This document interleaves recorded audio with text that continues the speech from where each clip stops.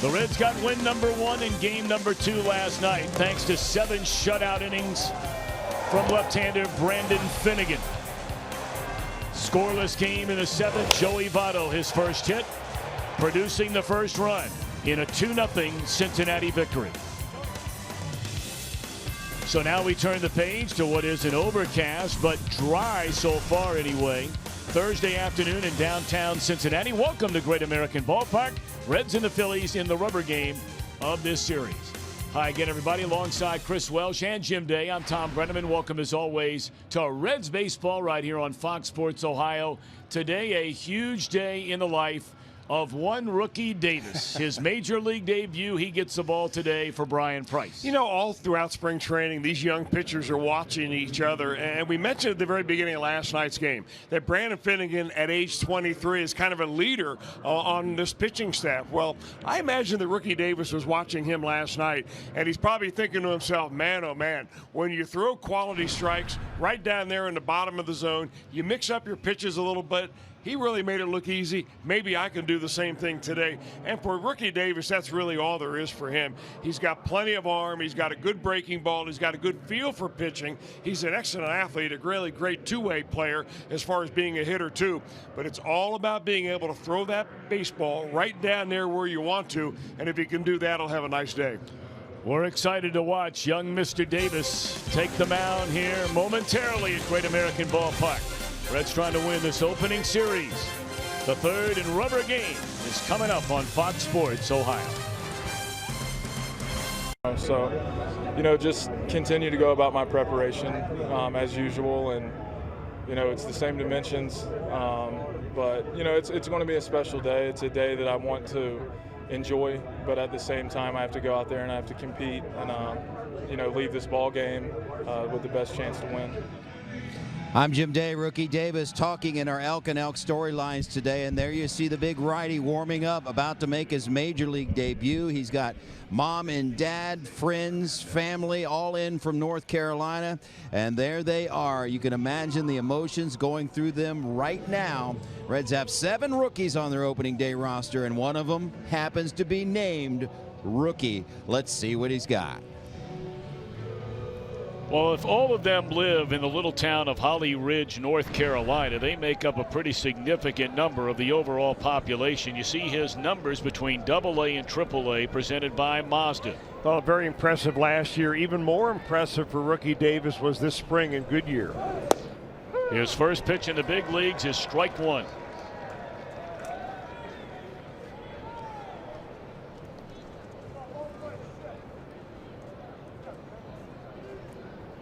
Davis, 23 years young. He'll turn 24 in a couple of weeks.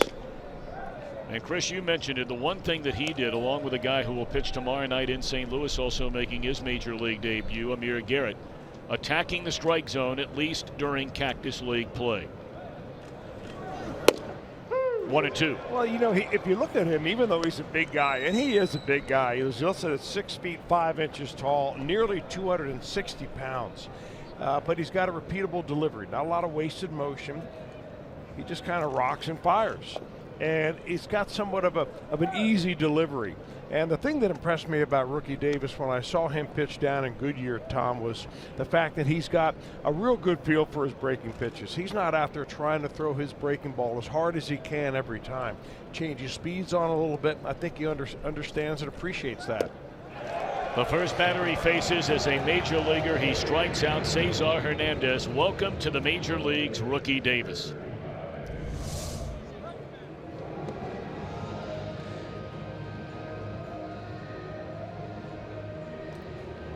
His father has seen that result a time or two through the years. He's thinking 1 down, 26 to go. You got it. Holly Ridge, North Carolina is in Onslow County, North Carolina. The population during the last census in 2010 was 1,268. The entire town is 1.4 square miles. Beautiful little area near Jacksonville, North Carolina, right along the shores of the Atlantic Ocean. Well, it's probably more famously known, that county anyway, as a home of Camp Lejeune, which is a Marine Corps base. High drive into deep right field by Daniel Nava, and his first at bat of the year is a home run.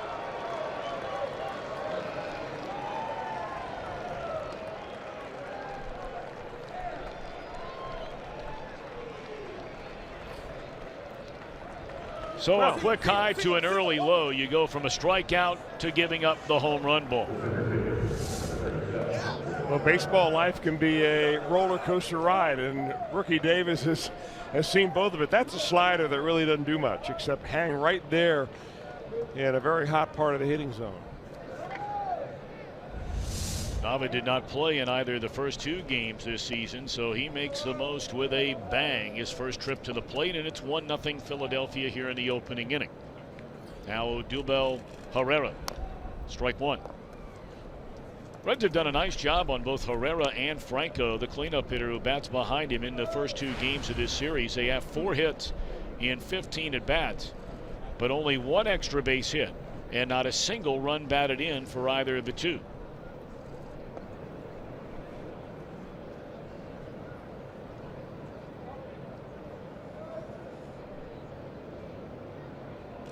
In fact, not only the pitcher, Rookie Davis, as there's a broken bat liner that gets by Peraza into center field, a base hit, but his battery mate, Stuart Turner, is making his major league debut today.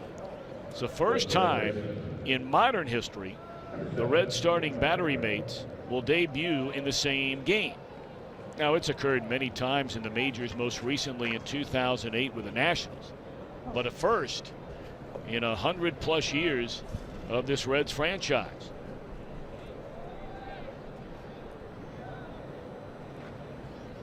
Brian Price made the observation before the game in his office today. The reason he started Turner today, knowing you have another pitcher making his major league debut tomorrow in Amir Garrett, is simply due to the fact that tomorrow's game is on the road in St. Louis. And he wanted the veteran Tucker Barnhart behind the plate when you're playing in front of 45,000, as the Reds will be tomorrow night at Busch Stadium. Well, if you look at the Phillies lineup, they've made quite a few changes in it. Pete McCannon has. He's bringing guys in that have not really appeared at all in this series so far, like Daniel Nava, the guy that hit the home run here. Whereas Brian Price has pretty much kept his set lineup with the exception of Stuart Turner behind the plate.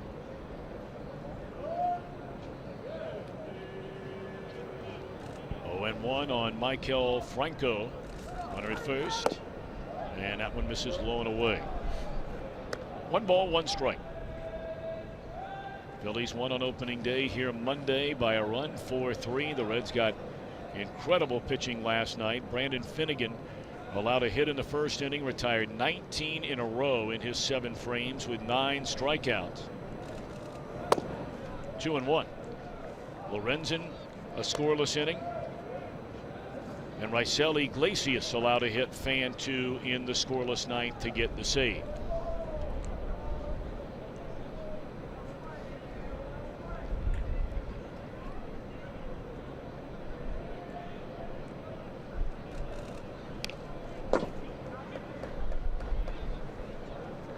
Take a look at the Phillies lineup under Pete McCannon, brought to you by Menards. We've seen the front 4.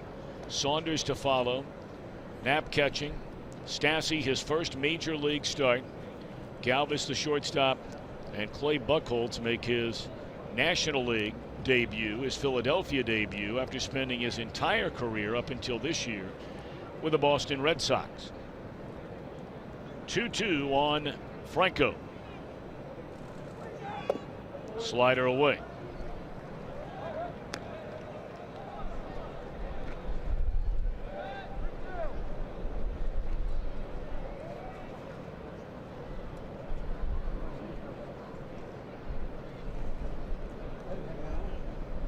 Well, one would assume they're going to start the runner Herrera. He runs well over at first. Got a stolen base in the 9th inning last night. There he goes, and it's straight up in the air. He'll have to retreat as Duvall waves off Billy Hamilton, and that's out number 2. As Chris mentioned, no changes except for the battery. As you look at the Reds defense presented by Ford, everybody else the same group that started the front 2 of the season.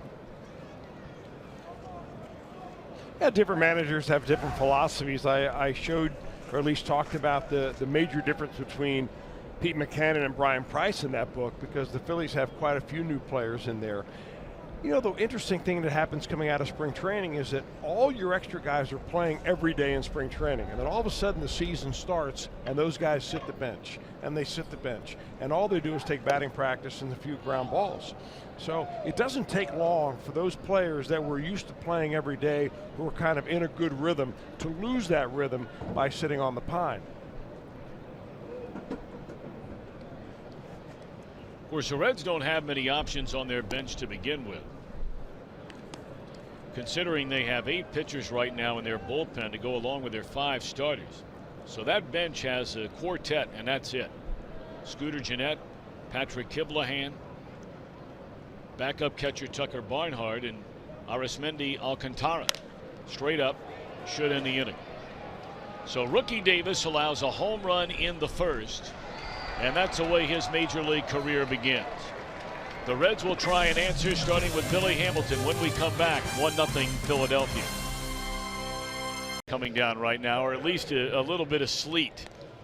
With a wind chill, we're already in the 30s here in Cincinnati today. Phillies with a 1-0 lead in the first inning. And we look at Brian Price's lineup today, brought to you by Menards. Hamilton, Peraza, Votto to start it. Duvall in the cleanup spot, off to a great start. 3 hits in his first 7 trips. Suarez and Schebler 5 and 6. A latter third of Cozart, who knocked in a big run last night. Turner and Davis making their major league debuts. Clay Buchholz has sometimes been really good in Boston and other times not so good. A 2-time All-Star, and now it's his Philadelphia debut after coming over in a trade during the winter.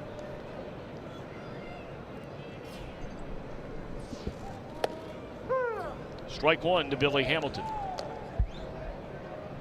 Buchholz is a former #1 draft pick, which means normally you have pretty good stuff. And he does. He's been around a while. Made his minor league debut in 2005.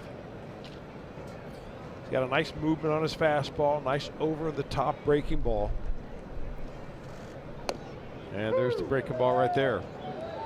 He's 32 years old, a native Texan. Mentioned a 2-time All-Star in 2010 and 2013. 2010, he was a 17-game winner for the Red Sox with a 2.3 earned run average. Won a World Series with Boston in 2013. But last year was the first year he got off to a terrible start in the rotation. They moved him into the bullpen and then back into the rotation near the end of the year, where he really came on strong and pitched quite well. And Hamilton aboard to begin the game, a base hit on a 1-2 pitch.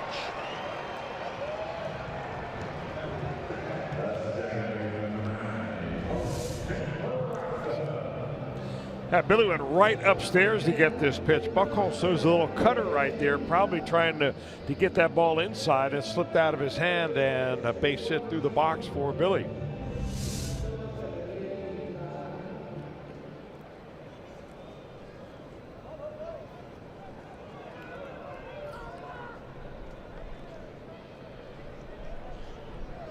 Quick throw over to first. Hamilton, 1 stolen base attempt, and it was a successful attempt.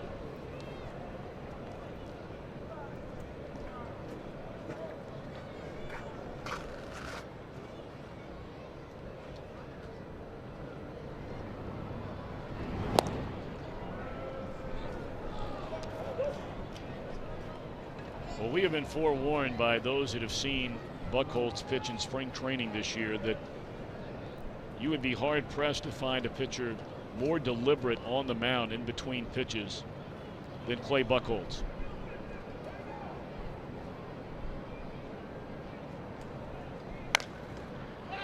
Peraza, first pitch swinging, pops it up. 1 away. The fighting Phils on defense, presented by Ford. Nava, his first start of the year. And the same holds true for Stassi. He's a great story, originally a 33rd round draft choice. Made his major league debut as a pinch hitter on opening day, drew a walk.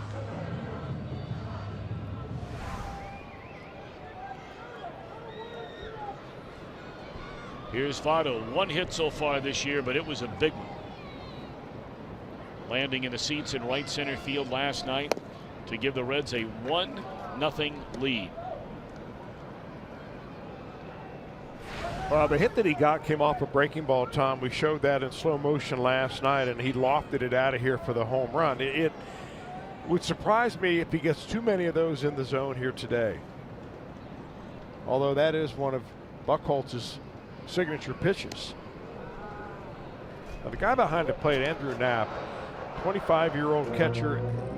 He made the team in spring training, even though the Phillies had a couple of other options. They had Ryan Hannigan in camp. They cut him loose. Knapp they really like defensively. I've not seen him throw, but the word is he's a very good catch and throw defender. Hamilton, a decent lead at first. Not as big as we've seen most of the time, but apparently that got a piece of Joey's bat. That's a foul ball. 1 ball, 1 strike. Hamilton, in each of the last 2 years, was leading the major leagues in stolen bases before a season-ending injury. He wound up with 58 last year, and of course he was passed by Jonathan VR of the Milwaukee Brewers. Billy easily, had he stayed healthy, would have led the league in each of the last 2 seasons.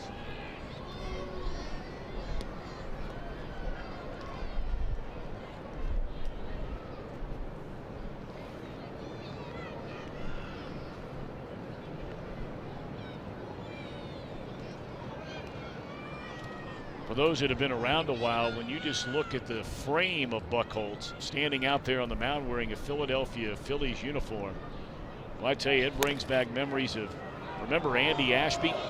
Big, tall, lean, long right-hander. Had some pretty good years with the Phillies.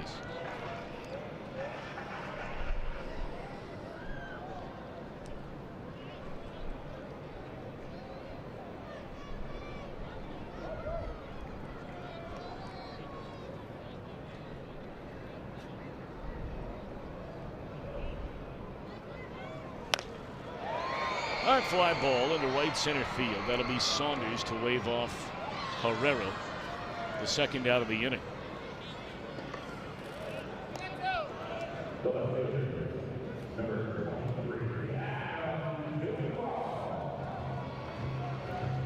One of the 2 hottest hitters in the Reds lineup the early part of this season is Adam Duvall.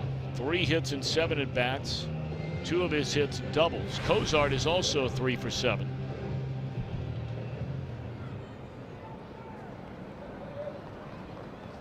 Louisville, Kentucky native, a National League All-Star in his first season, full season as a major leaguer last year.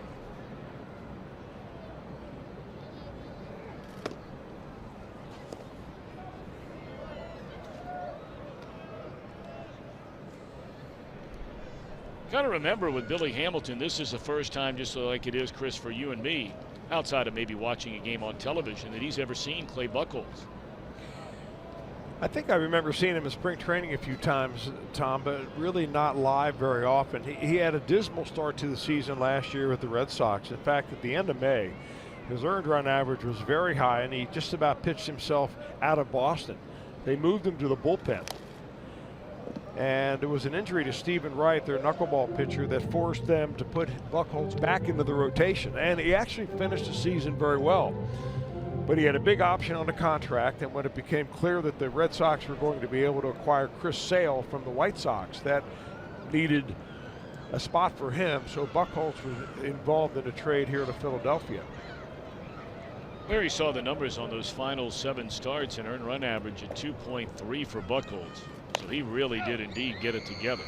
Little cue shot there off the end of the bat, 1 and 2 on Duvall. He had a little bit of an unusual spring. He and his wife had a baby about midway through the month of March, and he missed quite a bit of time out of the Phillies camp. So when he did pitch the last couple of times in camp, he had a hard time finding his rhythm, didn't really have much on his breaking ball. But Pete McCann was, at least is quoted as saying he was confident that eventually he'd get his rhythm down, and that breaking ball, which is a big part of his pitching game, will finally come around. He's paying a lot of attention to Billy.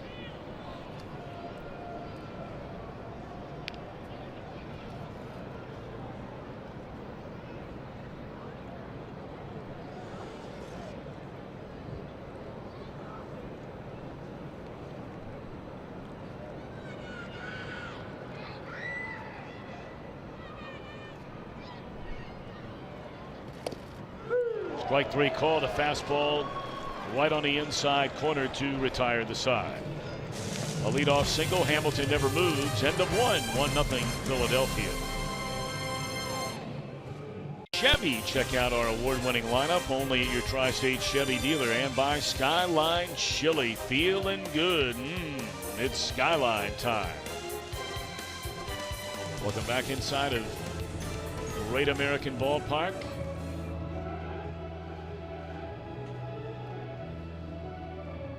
Rookie Davis making his major league debut, allowed the home run to Nava in the opening inning. And now he'll face Knapp, Stassi, and Galvis in the Phil's second.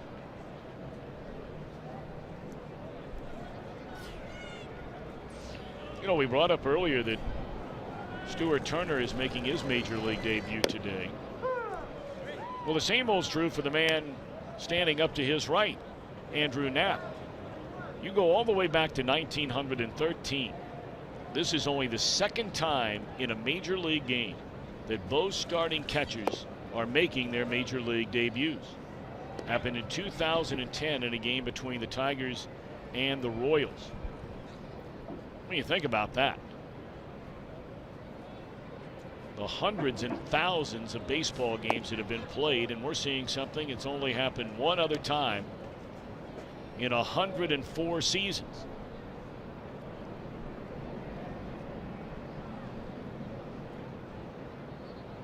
Two-one to Knapp. Fastball low, 3 balls and a strike. Now, what the Phillies have in their minor league organization is a young catcher that they're extremely high on named Jorge Alfaro. And they're not sure when he will make it to the major leagues, but when they do, they will figure that he will be the starting catcher and Knapp will probably be the backup. And here we're already talking about Knapp being a backup and he's making his major league debut. Sounds a little unfair, but that's, you know, organizations have long range views. Of course, they're all subject to change based on how players end up performing. Strike 3 called. Good looking fastball at 94 miles per hour on the inside corner. Knapp disagreeing with Vic Carapazar, home plate umpire today. Second time now in 2 batters, inside fastballs were called for a strike. That looked like it had the plate, no problem. Adam Duvall rung up on the last pitch of the bottom of the inning with the same type of inside heater. Boy, that's about perfectly placed.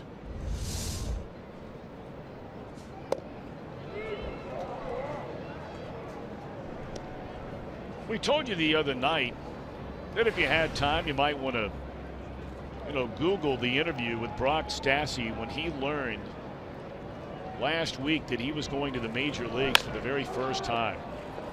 And man, is he taking a pile of ribbing for his teammates over that very emotional interview, which brought tears to his eyes. But his teammates have really let him have it. And Davis takes care of him on 2 pitches, 2 out. You know, you cry in public when you make the major leagues, and you cry in private when you get sent down.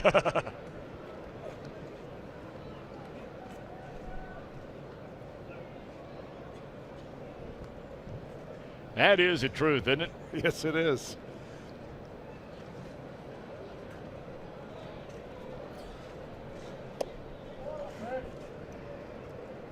So now Galvis, who has 2 hits and 7 at-bats during the series. Both hits extra base hits, hit a home run on opening day, also had a double on opening day. And Davis falls behind, 2 balls, no strikes. Very, very small crowd. Many concerned about the weather. This was, completely out of the ordinary considering what our weather has been of late and what's to follow it. We were close to 70 degrees and bright sunshine before the storm passed through here just before game time last night. And temperatures tonight expected to dip into the 20s. But then over the weekend, lots of sunshine and the temperatures back up into the 60s or low 70s. It was a really odd day. But you heard a lot about it coming.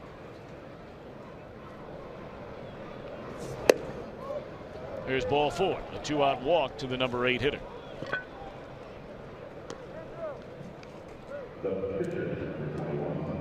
You know, those are the kind of things that you see out of rookie pitchers much more than you do out of veteran pitchers. You get 2 easy outs, and then it's just natural for the pitcher to kind of let down his guard a little bit. All of a sudden you run yourself into a full count or a 3-ball count, and you walk a guy and you think, well, yeah, I've got the pitcher next. I'm probably going to get him out. And that's the other reason why you let your guard down. But if you really think about it, and he will as he moves on in his major league career, Rookie Davis, you'll think, I want to save that pitcher to lead off the next inning. I don't want him batting here.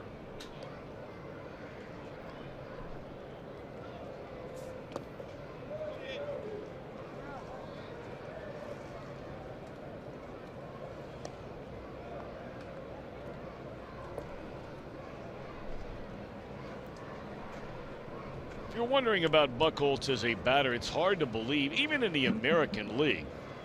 I mean, ever since Buchholz came to the big leagues, you're playing a number of interleague games. He only has a grand total of 13 career at-bats. He had 2 all of last year, but as we mentioned, he was, in and out of the rotation. But just 13 at-bats, and he has 2 hits.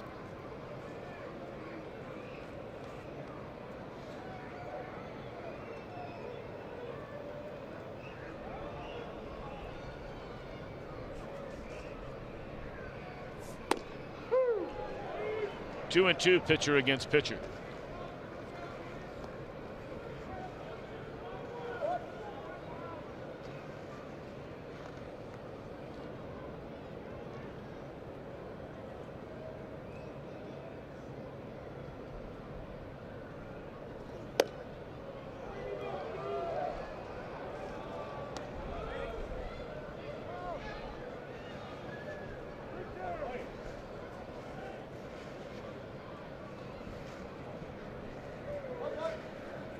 Well, Buchholz has to believe a fastball is coming here. The runner gets started over at first, and Galvis can run a little bit.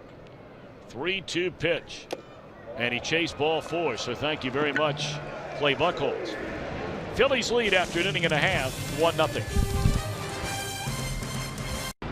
I can't describe to you how much my family has done for me without getting choked up. I don't want to do this on air, but from watching me throw a wiffle ball in the driveway at 2 years old to watching me run out there tomorrow, I'll signal to them whenever I come in from the bullpen, but they know how I am, and once I make that walk in, it's time to go. So I'll probably have a couple words with my dad on the way to breakfast in the morning and get some last words of wisdom from him, but it's going to be a fun day. And we're with Rookie Davis's family. That was a nice salute coming out of the bullpen. We've got Mom Lisa here. We've got Dad Billy. We've got Big Sis Arian over here. A number of family and friends in from North Carolina to see the Major League debut. He talked about it, playing wiffle ball when he's 2 years old, and it's such a long road to get to Major League Baseball. What's your emotions as you watch him out there, Mom? It's so much. You've waited so long, and then when you see that culmination of your dream and hard work and the opportunities all come together to make it a reality for him, you're just happy it happened for him and that he includes us in it. It's a big moment. Yep. What about you, Dad? It's just, it's just a lot of emotions. I mean, the whole last week has been just enjoyable. Yeah. The news that he was on the 25-man and just getting here and to see it today is just a culmination of a lot of hard work. And it was a barrel full of emotions right off the bat. He strikes out his first batter, and then welcome to the bigs, gives up a home run. That first strikeout, though, you were pretty stone-faced. Well, I stay like that. I'm locked in on the game. I've always been like that. When we get in the car, I'm a different guy, though. Well, you got a boatload of people up here, a small town in North Carolina. Half the town here? It seems like it, and the rest are back home watching on TV at restaurants and local high schools and businesses across the county. Now, you have raised a fine young man. I can attest to that, as Suarez in there with a double. Just getting to know Rookie, you can tell that he has a good upbringing. Now, Dad over here says if he gets out of line, Mom's the enforcer. Is that true? Things have to be done. He's bigger than me, but you still got to try, right? Hey, Dad, when you going through spring training, he was one of those guys that was on the outer edge, a long shot to make it. What did you talk to him about throughout spring training, and when you finally found out, well, he's really got a shot to pull this off? Well, I mean, I knew he was capable.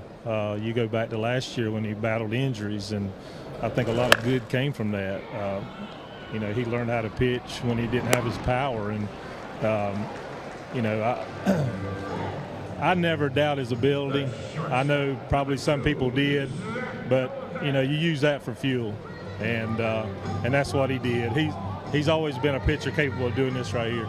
Well, his name is unusual. It's Rookie, so we've told it before, but for those that are watching that don't know, who would like to tell the story of how he got his name? Mom? No, Dad? Let's go on Dad's side here. Well, I mean, I took advantage of her being under anesthesia, you know, I mean. She was under anesthesia and you had a chance to name him. Yeah, that was not the name that we had originally picked. William, you know, that's the proper name and family name. And Theron, that's my granddad, my dad's name. Rookie was thrown in there as a nickname, and he's been that since 1 minute after he was born. So I'd hope he played baseball. Well, he did, in fact, as the Reds tie it up. Real quick, Sis Arian over here.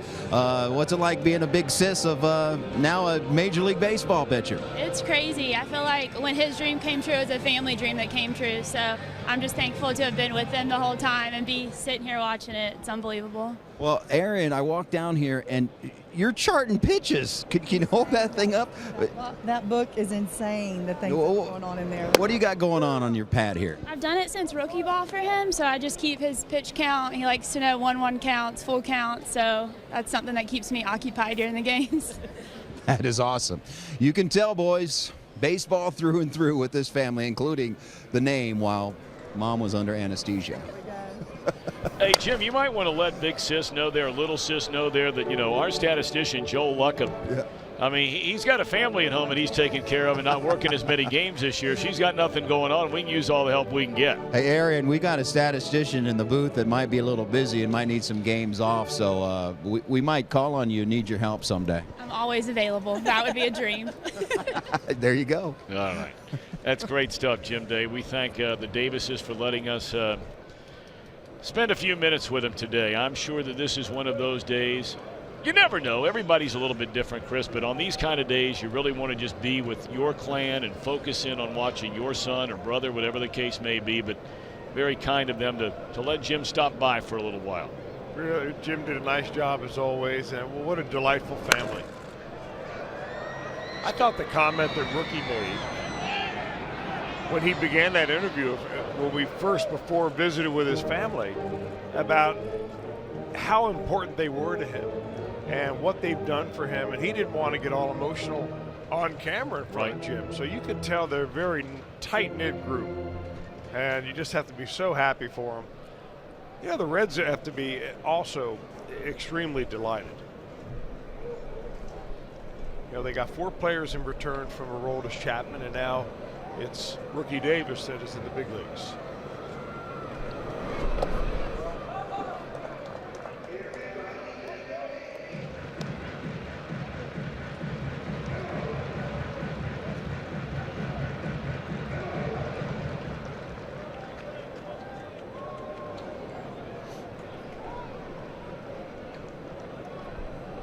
Davis getting his first chance. He's hoping in this inning to swing the bat. It is the first chance ever for Stuart Turner not to take it away anything from his major league debut today. He had an awfully good spring. Really, actually swung the bat much better than the Reds had anticipated based on their scouting reports. Rule 5 draftee, the Reds picked him up last December from the Minnesota Twins. Reds have done an excellent job in this inning to produce the tying run. They got the leadoff double, a ground ball by Schebler to the right side to advance a runner. Cozart the sac fly. And so we're 1-1 here in the last of the second inning. This is the decisive game of this 3-game series. Reds will be hitting the road, going to St. Louis and Pittsburgh. The Phillies go back home for their home opener tomorrow against the Washington Nationals.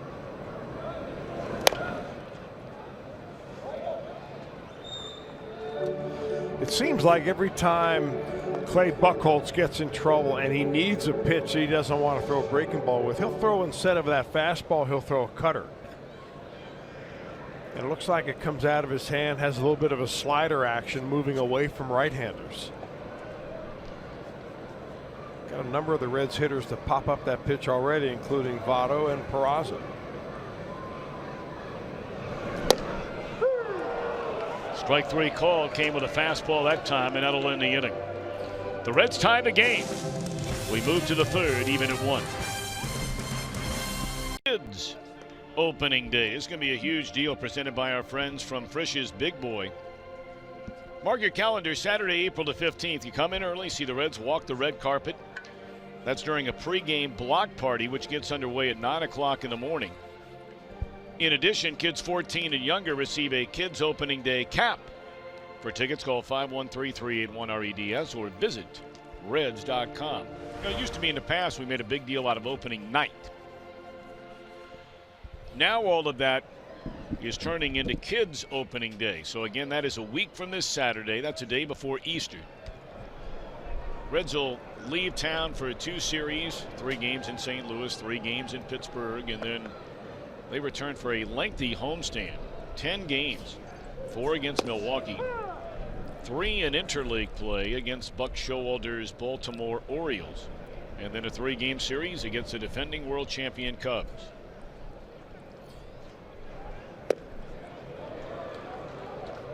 One game, top of the order against rookie Davis, who makes his major league debut today. Allowed the home run to Daniel Nava in the opening inning. He's allowed a run on 2 hits, walked a batter, and fanned 3. He struck out Hernandez leading off the game.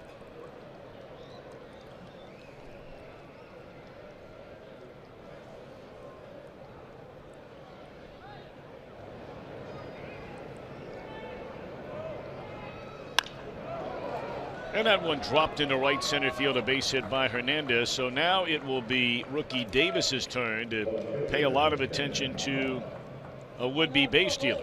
Not a bad pitch really by Davis there. He had an 0-2 count on Hernandez, and rather than kind of fooling around with breaking balls and trying to make him chase, I think he wanted to throw this ball a little bit more inside, that Hernandez got enough of the bat on it to be able to get it into the outfield. Hernandez has really turned into a nice player.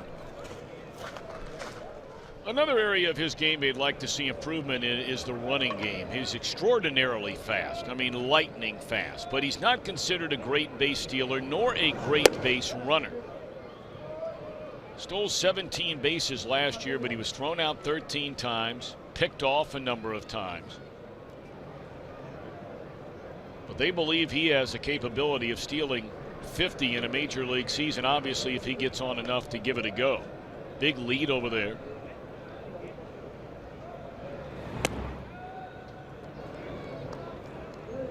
You know, that's a difficult part of the game to work on when you think about it. If you want to improve your batting, you take more batting practice. If you want to be a better fielder, you take ground balls. But what do you really do to make yourself a better base stealer? You have to learn how to read the move of the pitcher, how to get leadoffs down there. But it's hard to do that except at game speed.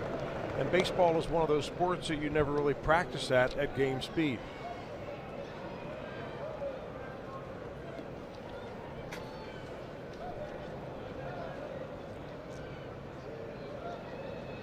That's where the Reds are so fortunate not only to have their regular coaches around to help in base running and base stealing. Billy Hatcher does a lot of that at the big league level among the other coaches, but when the Reds are in spring training, Eric Davis spends a lot of time with the base runners. We taped a couple of tech talks with Eric Davis in the spring, and he was saying some things that I had never heard before. Brilliant things as far as getting leadoffs, how to move off of first base, how to trick the pitcher into thinking certain things. Reds are very fortunate to have those guys around. And Barry Larkin comes around. Not only were those two guys great players, Larkin a Hall of Fame player, and who knows, Davis may have been a Hall of Famer were it not for so many injuries. But they were both exceptional base runners and base stealers. Well, Larkin has, as I remember just off the top of my head, one of the highest stolen base success percentages. And I think Davis does too. Yeah. And we're talking well over 80%.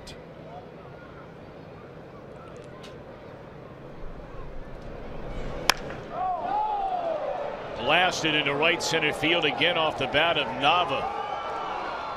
And he is 2 for 2 today with a pair of home runs, a solo blast, and now a 2-run shot.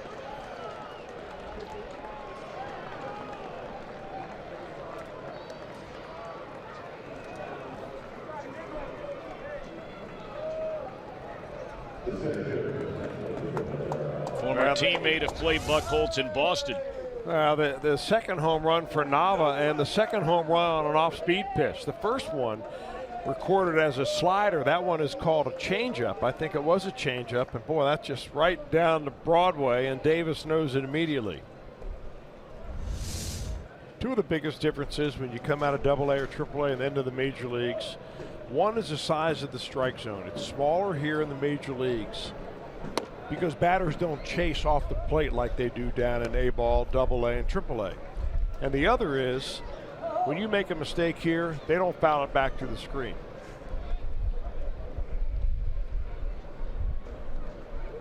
Nava, a guy for a couple of years in Boston in 2013 and 2014, was a pretty regular player in the Red Sox lineup. They had high hopes for him. But then he really fell on hard times in 2015, got hurt, wound up being shipped off to the Angels. Spent a little bit of time, 9 games in Kansas City last year before Philadelphia brought him on board, and here he is making his Phillies debut. 2 for 2, 2 home runs, 3 knocked in.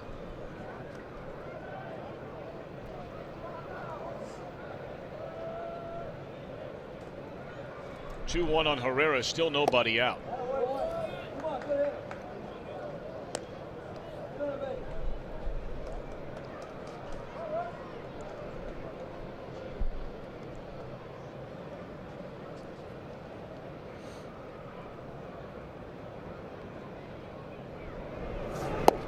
Good off-speed pitch there.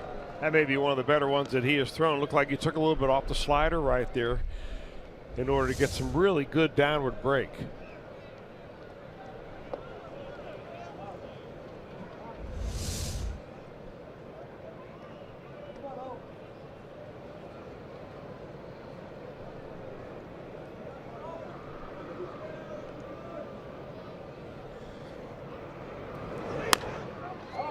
That one hooked down the line. Herrera can run. He'll turn hard and never break stride. He motors into second base standing up with a double. So single homer double to start this Philadelphia third inning. Well, that pitch by Davis was a good one in a good spot. The problem is it followed an identical pitch. The first one before it was a slider, and that was almost the same spot. And there's a kind of an unwritten rule in pitching that if you just throw your best pitch to your best spot, don't try to improve upon it because you just threw your perfect pitch. So he showed Herrera a really good pitch and then came right back with one that maybe wasn't quite as good. Herrera had it fresh in his memory and he was able to take care of it.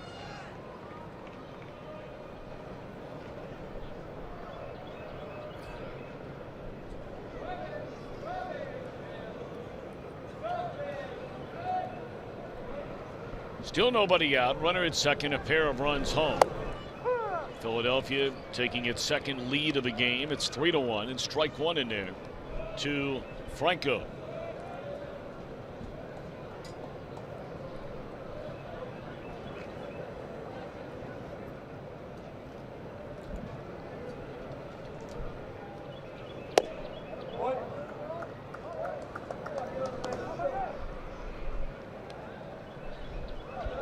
Phillies 71 and 91 a season ago. They have not had a season above 500 since 2011. They have flipped over half their roster from opening day a season ago. And they have scored nearly as many runs through the first 2+ innings today as they have in the first 2 games of this series. And offense was the primary problem for Pete Maccannon's team a year ago. They had the lowest run total in the National League, the second worst on base percentage in the major leagues. Didn't hit many home runs, only 6 teams hit fewer. They were last in OPS, second to last in slugging percentage, And in 79 of their 162 games, they scored 3 runs or fewer.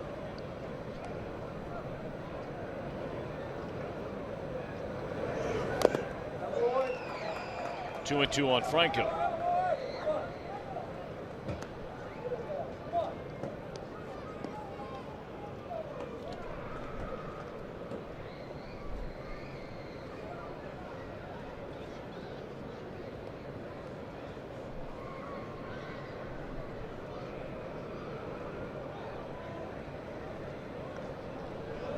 Herrera, the runner out there at second with none out. And this will not advance a runner. Cozart looking it back. Now he's breaking. Here, and Votto will not even make a throw. Good heads up base running right there by Herrera. A long throw by Cozart, and he figured he could beat it, or at least beat 2 throws. Well, I think it also has involved in a little bit of scouting ahead of time, because they know that probably throwing across the infield is not the strongest part of Joey Votto's game. So you take a shot right there, knowing that he does have a long throw to accept from Cozart in the hole, and it would have had to have been a bullet on the money, and the odds were they weren't going to get him anyway. So I think Votto did the right thing and not even try to throw the ball.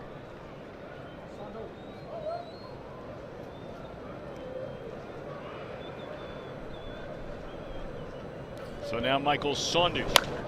First pitch swinging. Good fastball in on his hands, and he's able to fight it off for strike 1. See if Davis can find a way to avoid any further damage in what has been a 2-run Philadelphia third. Runner at third, infield in, 1 out.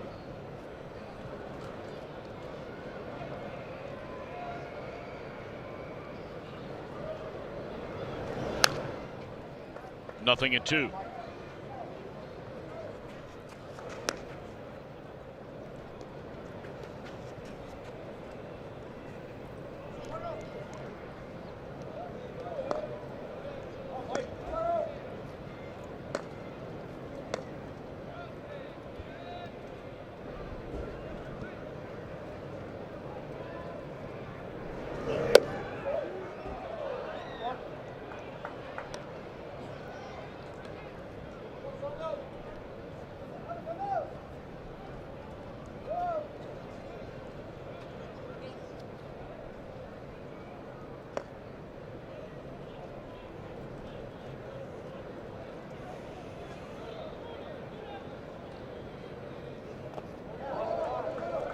Tried the fastball 0-2, breaking ball on 1-2, and missed with each.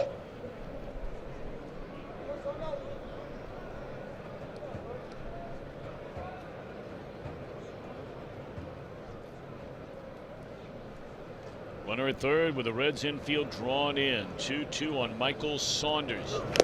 Oh, in and out of the mid of Stewart.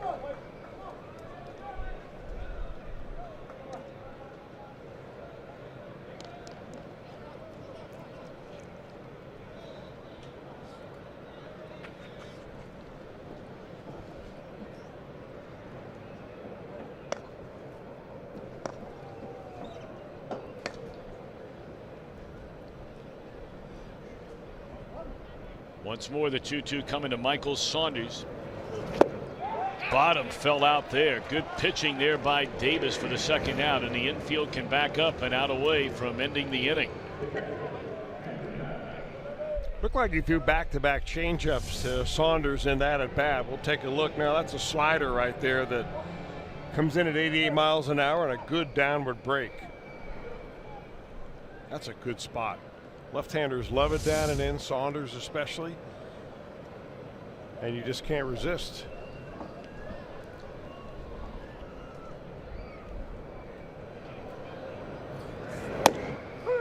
In there, strike 1 to Knapp. He looked at strike 3 his first time up.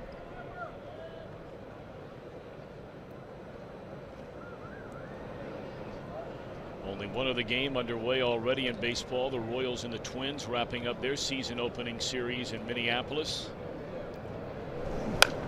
Out of play. The Red Sox and Pirates already rained out. They've called that baby off. Reds will see the Pirates Monday in Pittsburgh. Pirates are 0-2. Dropped a 12-inning affair last night by a final count of 3-0. Number of other day games set to get started. 0-2 on Knapp.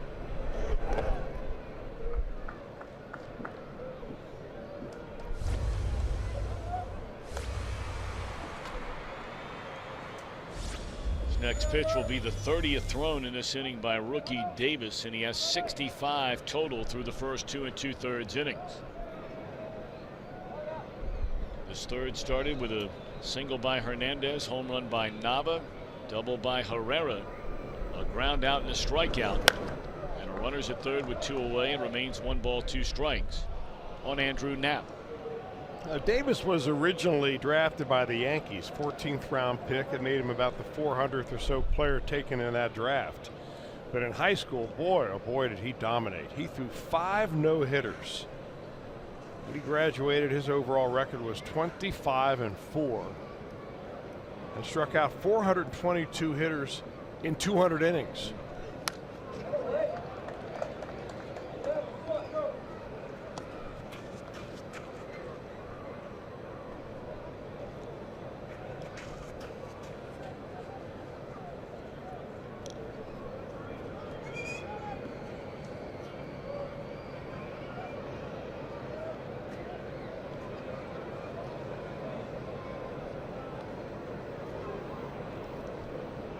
Knapp hanging around, still 1 ball 2 strikes. Gets away from the catcher. Here comes Herrera. Davis did not cover the plate.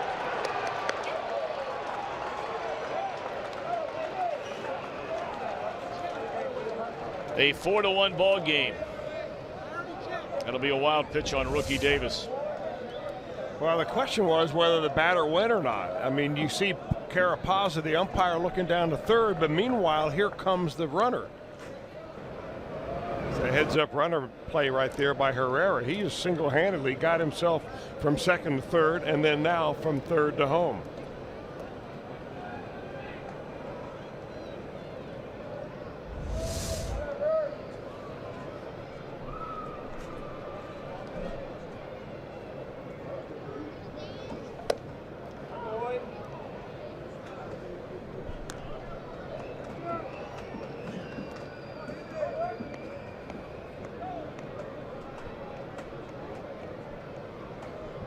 Let's see if this young man can make this the final pitch and the final out of this very long 3rd inning.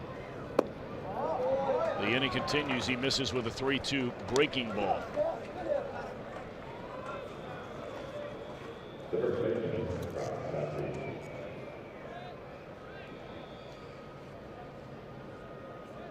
I would imagine you'll see some activity starting shortly here in the Reds bullpen.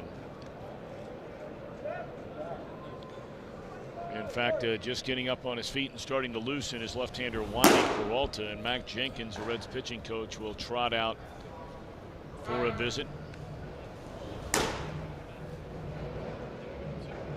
Well, the one thing that Brian Price will keep an eye on this young pitching staff very closely this year is these innings that are on the verge of getting out of hand.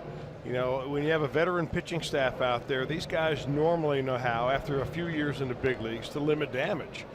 But when you're a young pitcher, sometimes, you know, one thing leads to another, and all of a sudden you see a 3 or a 4 spot up on the board, and the game begins to get out of reach. We've seen 3 in this inning.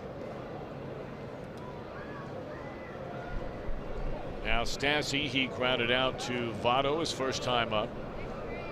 The 7th batter to come to the plate in what has been a 3-run third for Philadelphia. 35 pitches in this inning for rookie Davis.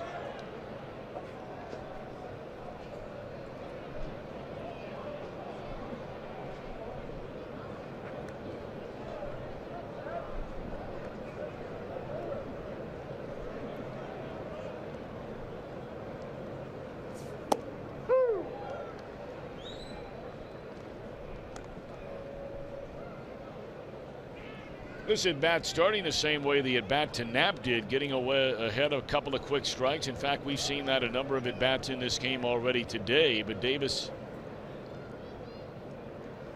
just trying to put a hitter away off the outside corner. Yeah, that was the one comment that Delino DeShields, who managed him last year down in Louisville, made about rookie Davis. Was very complimentary about his work ethic, going about his business, his overall stuff, but said that he's still searching for that put-away pitch. It looks like he's going to get out of this inning. Cozart squeezes it tightly. 7 men bat, 3 of them score. Middle of the third at Great American Ballpark. The Phillies in front, 4-1. Now brought to you by Cincinnati Children's, changing the outcome together. And by your local Ford dealer. Ford, go further. Reds have a little work to do, but we're only in the bottom of the third inning. Philadelphia out to a 3-run lead after a 3-run top half of this third inning.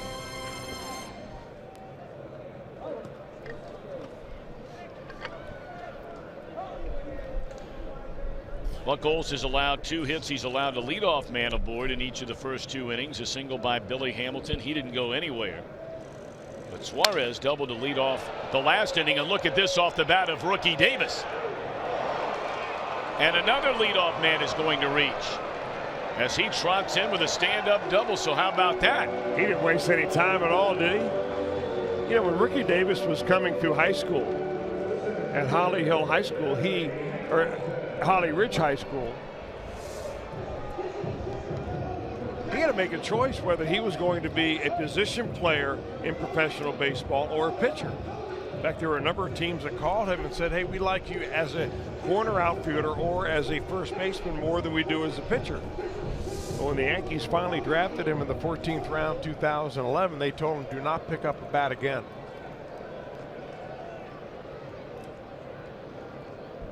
All right, let's see if that'll be the start of something big here in the last of the third for the Reds, trying to answer the 3-run top of the inning by Philly. That bat pulled away as Hamilton shows bunt, ball 1.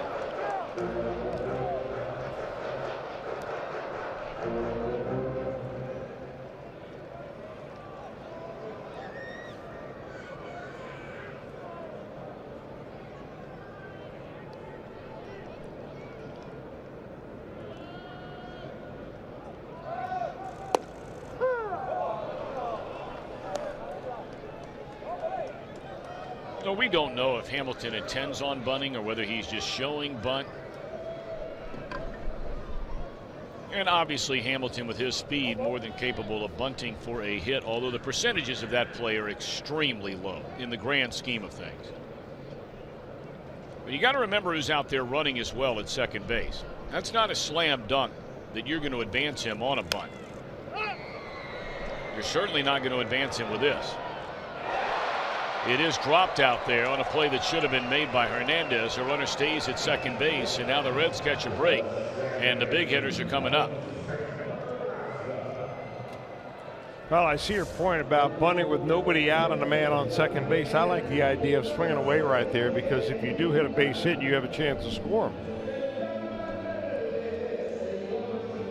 Reds do catch a break. We're so used to Brandon Phillips going out there for years and years and making that over-the-shoulder catch. I mean, look like it was something he could roll out of bed and do. In fact, that was such an easy play. With his back going to home plate, they're going to give him an error. No, right? They gave him a base hit. Oh, they gave him a base hit. Well, the scoreboard says base hit, but I think now it's an error. Yeah. Okay, it should have been an error. I mean, that's the kind of play Hernandez would be the first to tell you, that he could have gotten out there and camped underneath that ball rather than trying to make the over-the-shoulder play. Well, the Reds will take it. Here's Peraza. Pretty slick right there. And Peraza legs out the relay throw by Hernandez. Boy, Galvis is as good as it gets at shortstop in this National League.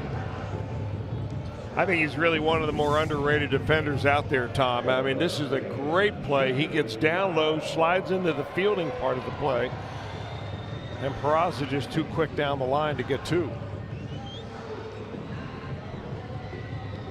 It's a nice turn by Hernandez, too. We mentioned last night that Juan Samuel, longtime excellent major league player, has been a coach for these Phillies for a number of seasons now. feels like he has the best middle infield defensive duo in the National League. He said these guys are really something.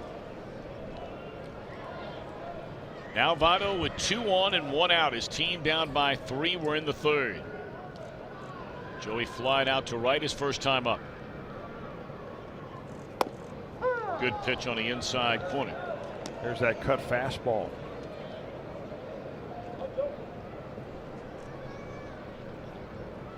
Votto in his career a .332 hitter with runners in scoring position. That's career. And you go back to all players since 1974, and only 3 players have been better than that number of Vottos. Tony Gwynn, Rod Carew, Miguel Cabrera. Maybe you've heard of those 3. And he's facing a pitcher that has struggled mightily the last 3 years against batters with runners in scoring position. In fact, against Clay Buchholz, opponents are hitting over .330 in this situation the last 3. That's the highest in baseball. So advantage Reds right here.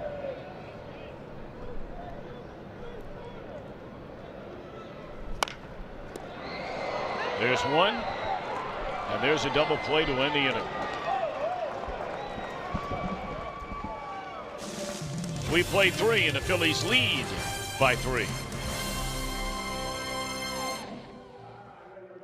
Fridays at the ballpark all season long, starting on Friday, April the 14th. Reds will take on the Brewers. You can be here for just $12 plus. Stick around for the spectacular post-game fireworks show presented by Miracle Grow.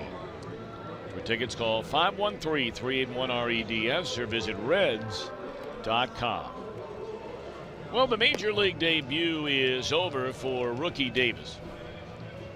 He goes 3 innings, allows 5 hits, 4 runs all earned, including a pair of home runs, both by Daniel Nava. He walked 2 batters while fanning 4. And he will give way to left-hander Wandy Peralta.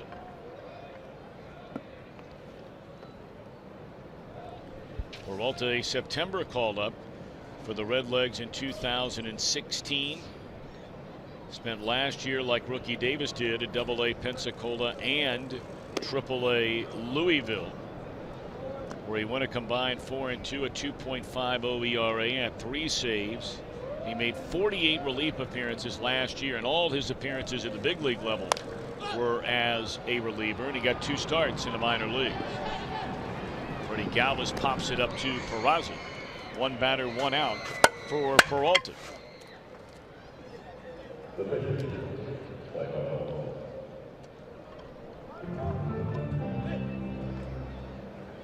You know, you probably heard Chris Welsh talk a lot about Peralta. He's been very high on him ever since getting a look at him during spring training last year.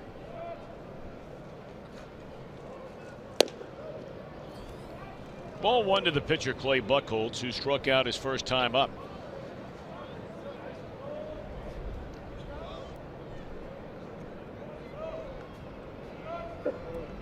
I remember Chris talking regularly about some of the stuff, and there you see a little bit of it right there. Throws a 94-mile-an-hour fastball and then drops that 83-mile-per-hour changeup on Buchholz to get ahead, or even a count, I beg your pardon, at 1-1. Breaking ball there, and it's 1-2.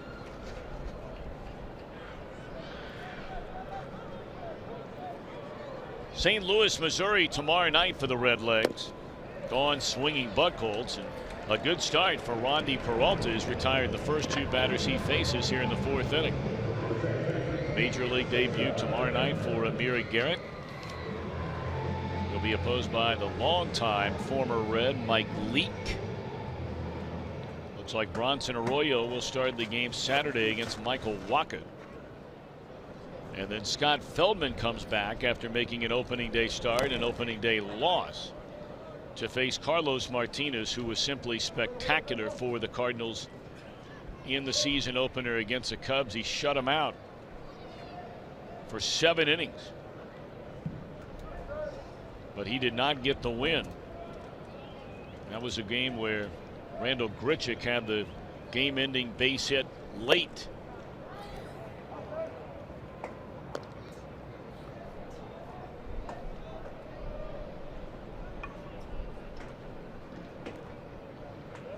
Peralta, a very quick worker. Well, you put a stop clock on Peralta compared to Clay Buchholz.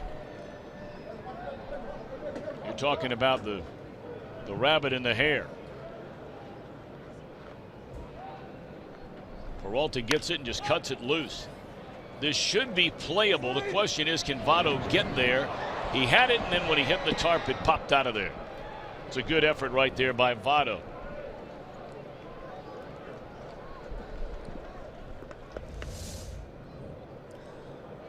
Votto looks like he's got it under control, and the whole thing for the defender right there is to make sure that your body's under control when you get to the spot where you're trying to make the play.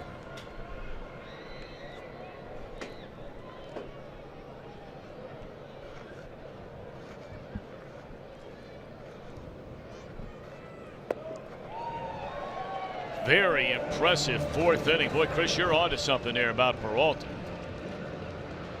1, 2, 3, go the Phillies.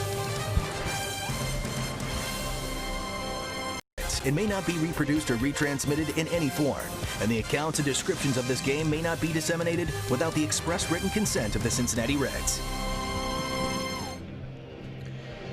Well, if a Reds player hits a home run off that Toyota sign during our game today, Susan Collins from Hebron, Kentucky, that's your old neck of the woods, will win that beautiful new Tundra.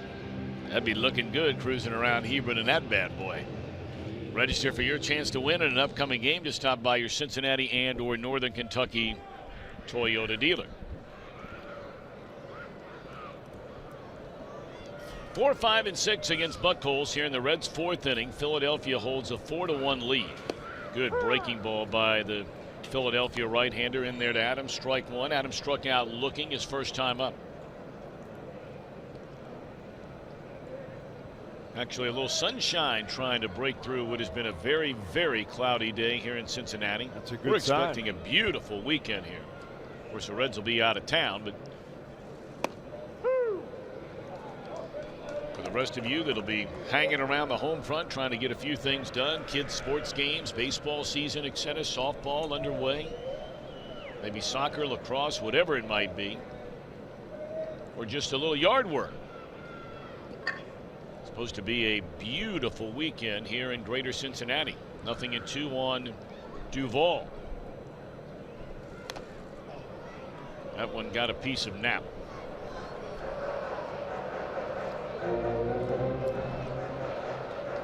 And he needs a breather. Yeah, he'll take a moment right there. It looked like it deflected off the bat and went right into his hand. Look at his hand just kind of hanging right there. No, it wasn't his hand after all. No, he's going to put his hand there, though. Yep.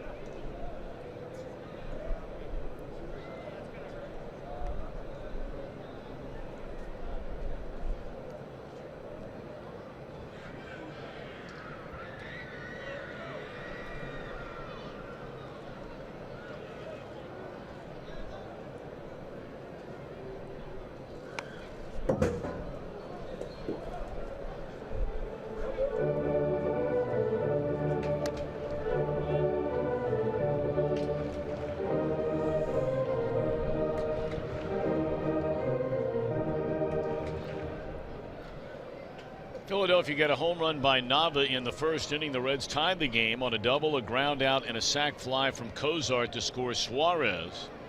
But then Philadelphia got 3 against rookie Davis, and this is his major league debut in the third, and that's where we stand in the fourth. And against the shift, how about that?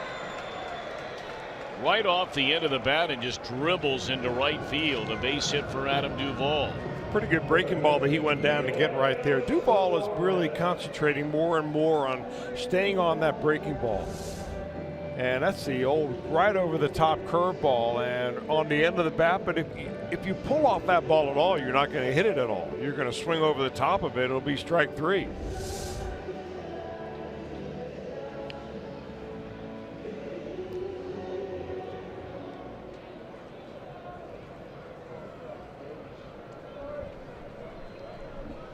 Suarez hit the ball very hard, getting his first hit in this young season, a double into the right center field gap and scored the only Reds run in the second inning. And another base hit for Suarez. And this one should send Duvall on to third. It will. So the Reds have something cooking here in the fourth against Clay Buchholz.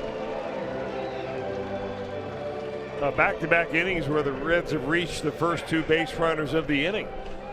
Last inning, Davis led off with a double, and error by the second baseman put him at first and second. They were unable to do anything. I got to figure that Clay Buchholz is out there thinking, you know, I've made two good pitches, and in back-to-back at-bats, I've given up base hits. So nice curveball that was negotiated by Adam Duvall, and that pitch by Suarez that he hit into center field was a pitch right down around the knees.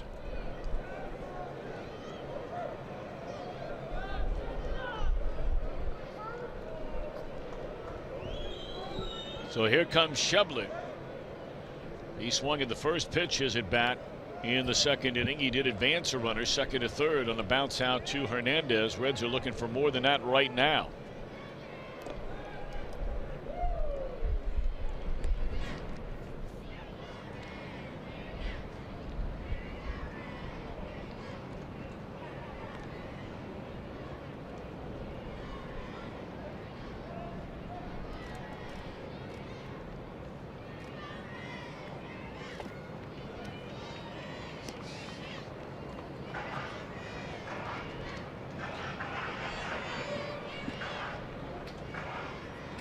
Yeah, this is one of those at-bats where Clay Buchholz, the veteran pitcher, probably not going to give in to Schebler here. He's going to try to make Schebler go outside his comfort zone and chase a marginal pitch.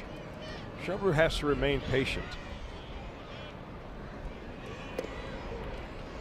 It's a pretty good eye right there. That's the kind of pitch that virtually every time he's seen something even that close to the plate through these first three games, he's been up there swinging and swinging hard.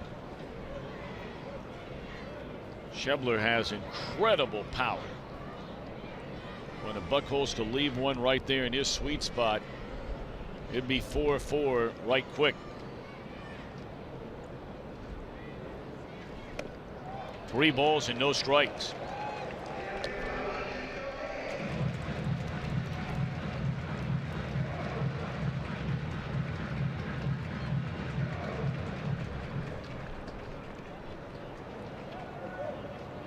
Schebler, 26 years old, grew up in Cedar Rapids, Iowa. Originally a 26th round pick in 2010 of the Los Angeles Dodgers, and then came over along with Jose Peraza in that three-way deal that Todd Frazier was sent from Cincinnati to the White Sox.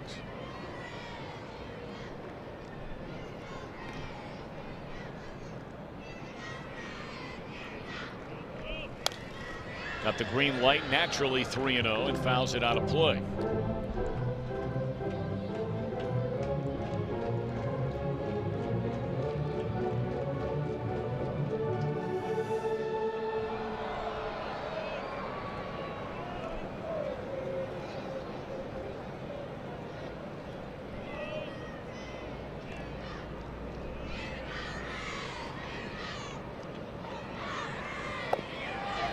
And he draws a walk. They are loaded with nobody out.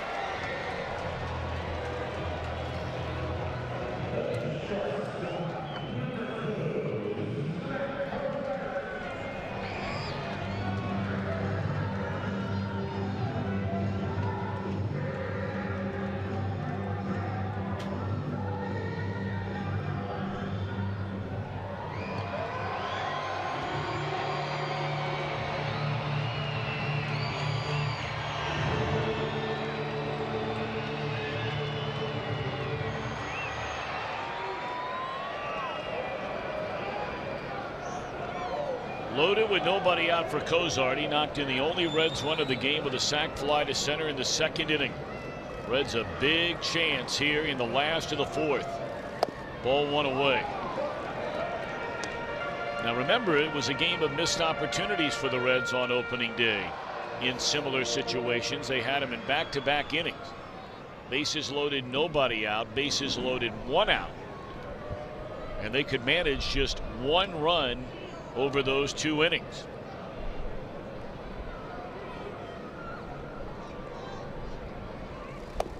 2-0. Well, with a 3-run lead right here, the Phillies are going to play for a double play. They're playing the infield back. They want Buchholz to throw the ball over the plate. Cozart, on the other hand, would at least like to get the run in from third base right here.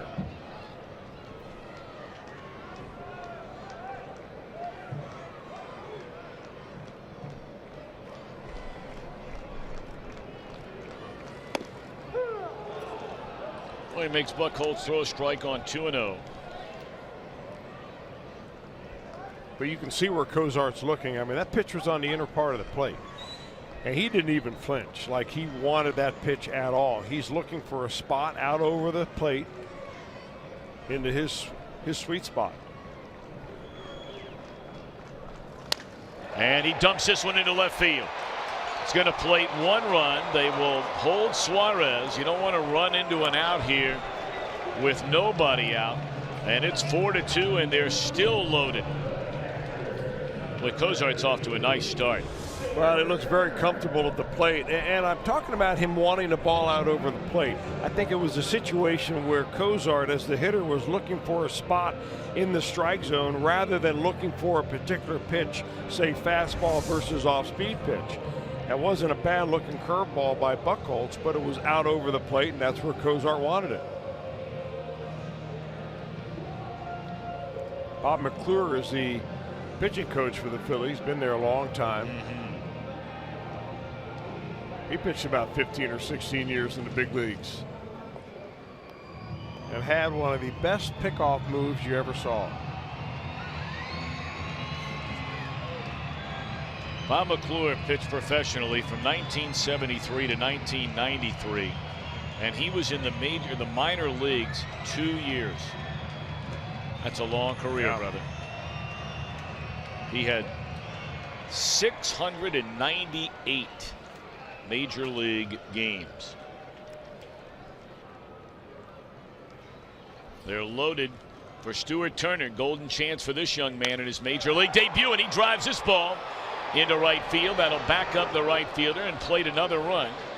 So an excellent job by Turner. He not only drives in the run from third, but the other 2 runners wisely advance. And now all of a sudden, Chris, it's a 1-run ball game, and the Reds are going to send up Scooter Gennett. With the cold weather, it might look like it's coming off the bat with something on it, but man, that thing just died out there. But a good at bat nonetheless for Turner, his first major league RBI.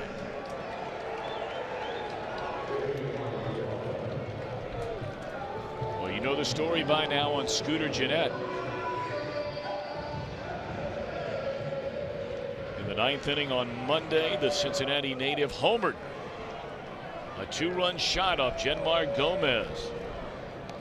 Hit it the opposite way. Now a chance to tie it or take the lead with a base hit. And it's low ball 1.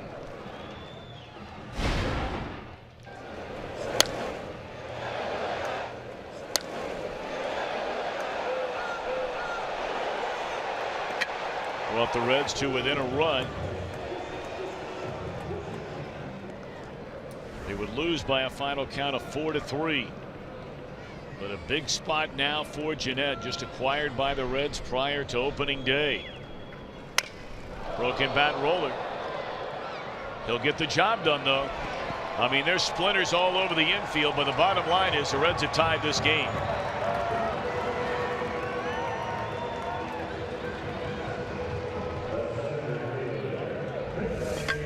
Boy, it came right in the wheelhouse. Now you see Buchholz ducking that barrel of the bat.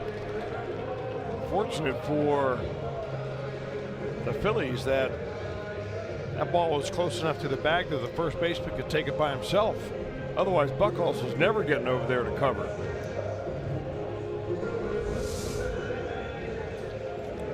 It's a nice little rally here. Very nice rally. And it's not over yet. If Billy Hamilton has anything to say about it. The go-ahead run is at third. Breaking ball in there, a strike. Billy a single to center in the first inning. He had that little pop-up in his short right field that was dropped by Hernandez for an error, reaching in the third.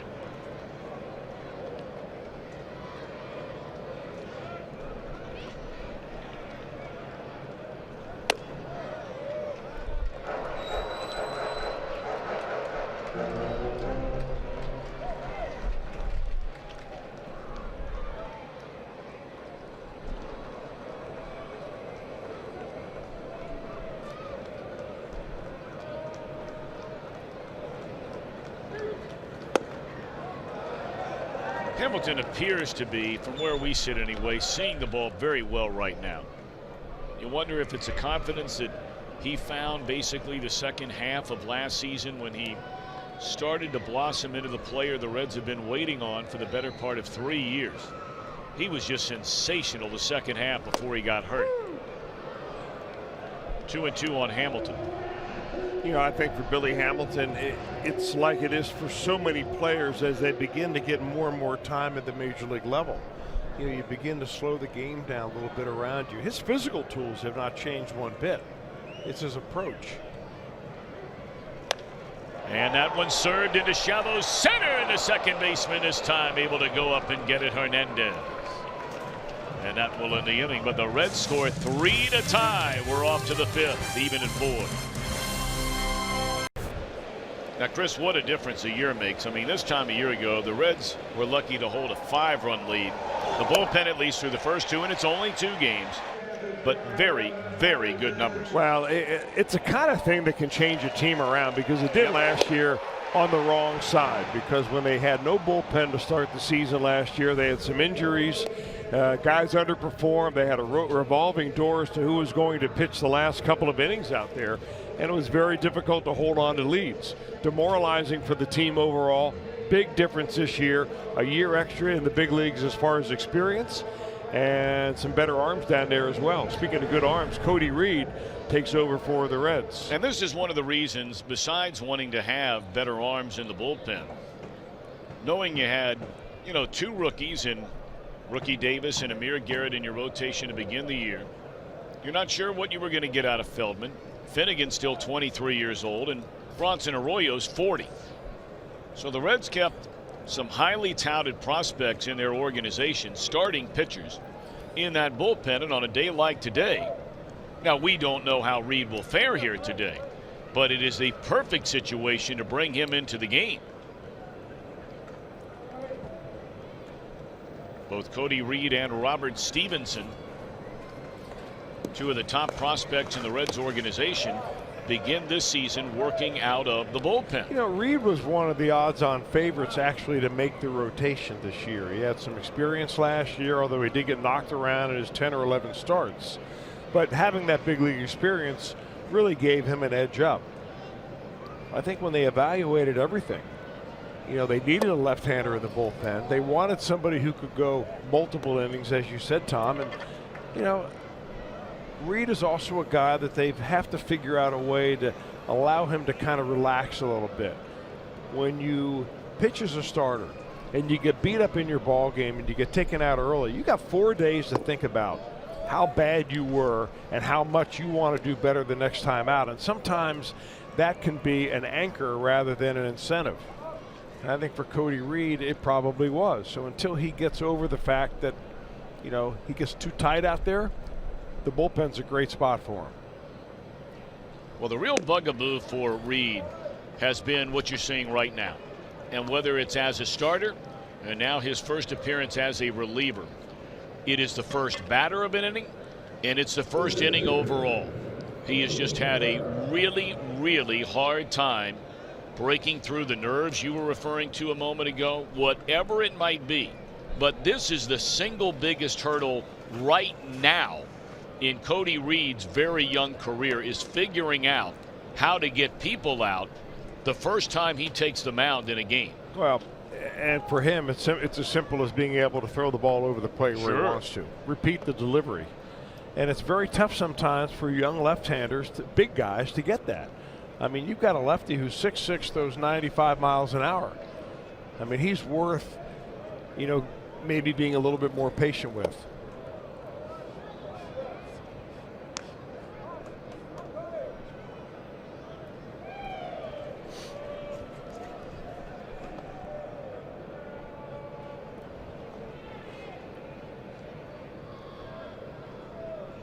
Duvall HR, the batter, lefty against lefty here.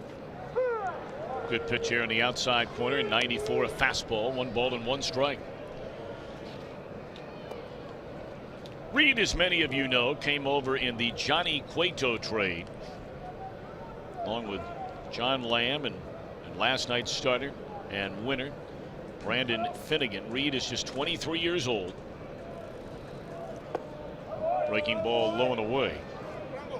You know, you look at his numbers, he was originally a second-round pick. That's how highly thought of he was. Playing at Northwest Mississippi Community College in Senatobia, Mississippi.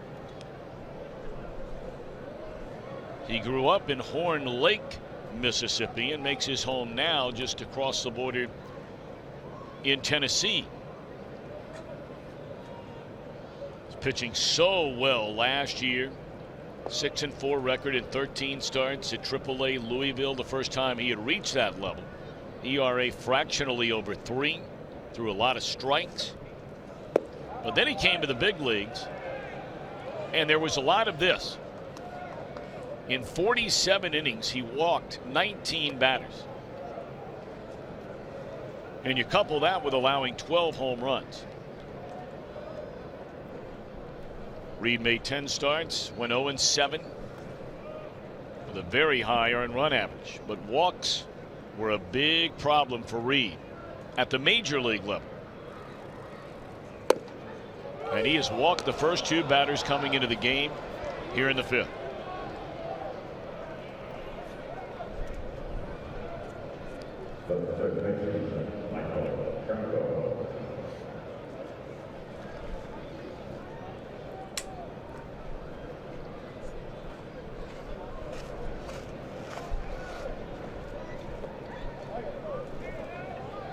If you're Maikel Franco here, you're seeing what's happened ahead of you. 2 walks in a row. I'm looking for him to be aggressive here on this first pitch. He's not looking for a walk. He's looking for Reed trying to get ahead of him with a strike. And he's going to be ready to drop the hammer if it's in the sweet part of the zone. Oh, I'm surprised about that.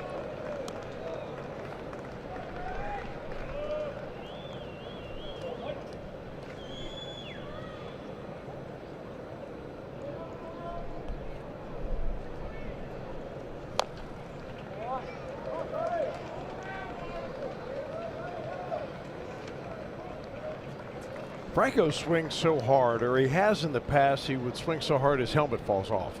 Now, the coaches on the Phillies were saying the other day that they were happy that's only happened 1 time so far this season. So he's cutting the swing down. Well, I think Herrera's trying to make up for it.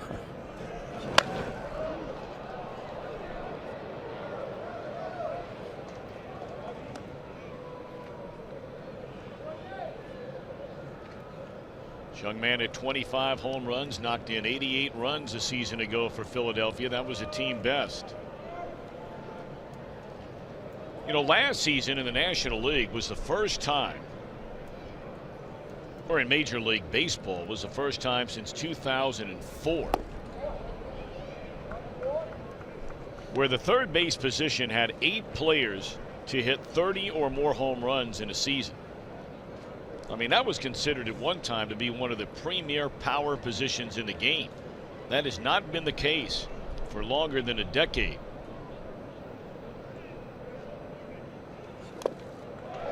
Foul tipped into the mid of Turner. That was good work and at bat right there by Cody Reed. Now, Dave Franco saying, can we take a look at this? Really big strikeout right there. I don't know what Franco wants.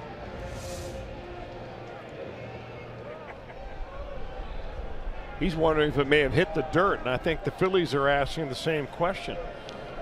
Where the ball went into the dirt before it went into the glove of Stuart Turner.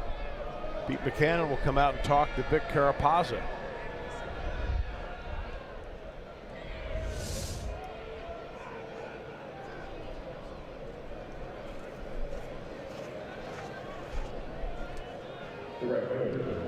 Well, Franco out of there on strikes, and now Reed will face a left-handed batting Saunders.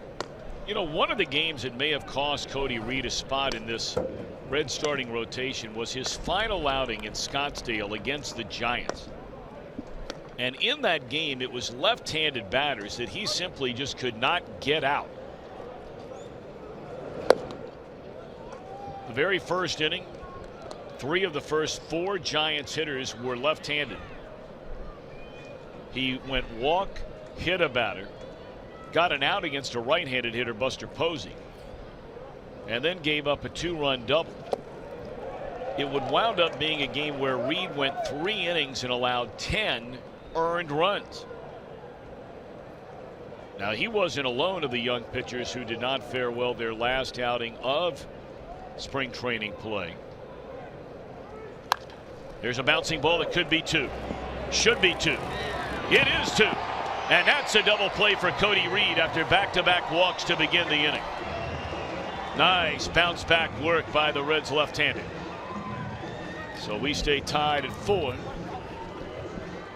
Sandy Leon had a 3-run homer in the 12th inning. And how about Zach Britton? He is Mr. Automatic. He's converted 50 straight saves. Last night was his 50th. That's the 5th longest streak in Major League Baseball history. It started back on September 20th of 2015. And that is your T-Mobile Unlimited baseball break. Back to the booth, Tom and Chris. Awesome stuff, fellas. Boy, that Cleveland Indians team, we saw a lot of them in spring training.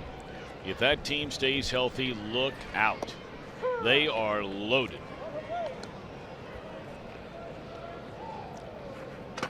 We were talking in spring training, talking in between innings here just a moment ago. Look at some of those highlights when you consider that team without Michael Brantley and really without Salazar and Carrasco for the last month of last season and almost the entire postseason. And they still go extra innings, game 7 of the World Series to lose it. Pretty impressive. All right, we're more concerned, though, about the team in the southern half of the Buckeye State.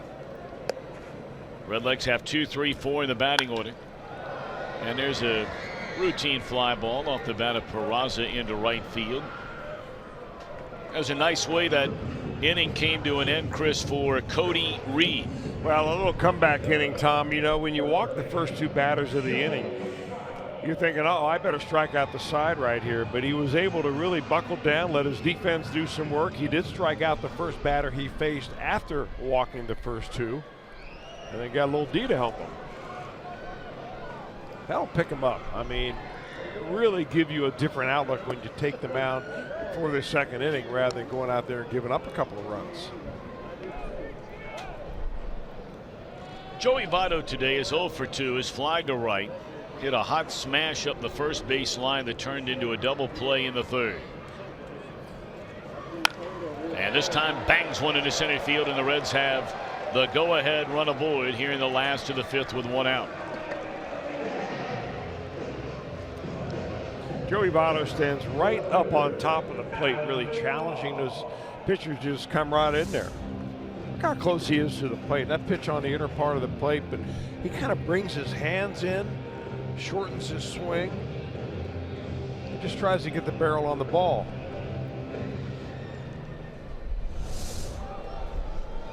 I mean, that hit right there is as intended. Duvall started the 3-run game-tying rally an inning ago with a little roller through the right side of the infield. With a runner at first, the shift not nearly as dramatic as it was a moment ago, or Duvall would have been thrown out. Instead, it just harmlessly rolled out there into right field with nobody anywhere near it. You know, Duvall reminds me a little bit. He caught one on the ankle that time, that foul ball that went off his foot. He reminds me in his approach a little bit of Jeff Kent. Well, he looks a little bit like Jeff Kent. And one reason I say that is that he tries to hit the fastball the other way, and he tries to pull the breaking ball. He'll get out there and kind of hook the breaking ball. That's what he just banged off of his ankle. I tell you what, I don't know if Jeff Kent's ever going to make the Hall of Fame or not. He's one of those guys, I guess, that most people kind of see, yeah, there's a reason why or two, and maybe there's a reason why or not. But, man, I saw him play a lot of games out there in that NL West when he was with the Giants. That guy played for me any day of the week. That guy was a gamer. And not a real likable guy. Not at all. But I tell you what, you put his name in a lineup every day, that guy could play. Really play.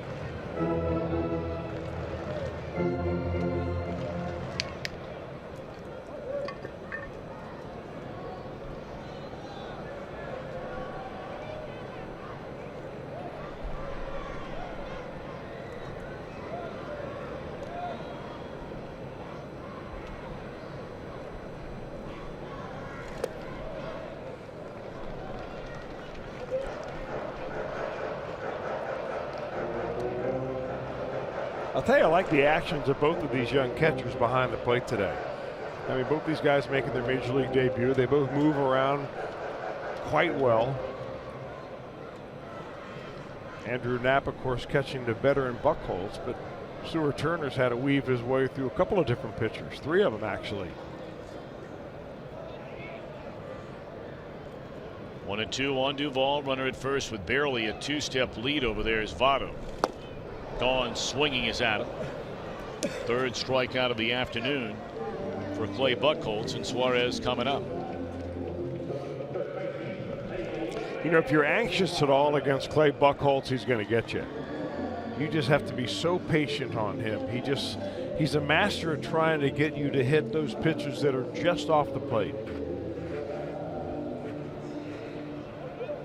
Hey, by the way, just as a follow-up, you mentioned Jeff Kent. Ryan Sandberg, the former Philadelphia Phillies manager for a long, long time, had the most home runs by any second baseman in the history of the game. Had 277. That's till Jeff Kent came along.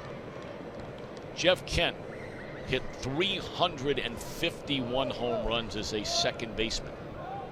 By far. So you're saying the most in the history of the game at that position. So the likability factor, it's hurting him. And the Hall of Fame vote. It's hurting him, I can promise you. I didn't know it was a popularity contest. Well, you know as well as I do, we'd like to think that's not what it's for, but sometimes if you really bang on guys after a while, it's a lot of times it's just human nature. And Kemp was tough to get along with, really tough. Even though he was you'd catch him on moments where very smart guy, very well-read guy, interesting guy. Had a lot of interest outside of baseball. But man, oh man.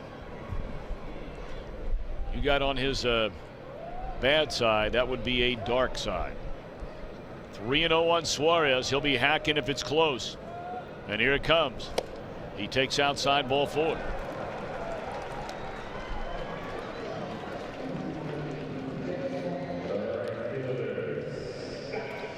Follow Reds baseball live with the MLB.com and Bat mobile app. You can stay connected to the game's best players all season long with game day, live game video highlights, radio broadcast stats, news, and much more.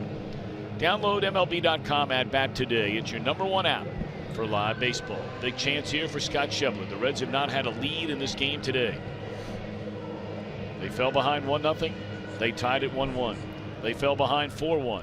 They tied it at 4 in the 4th. And now a chance with 2 on and 2 out in the 5th. Schebler 0 for 1 has walked and scored.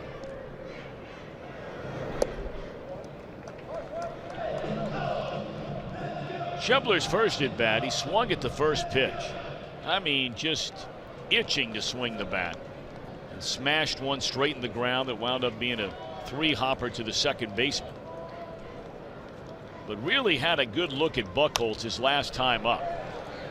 That ball popped up into foul ground and out of play.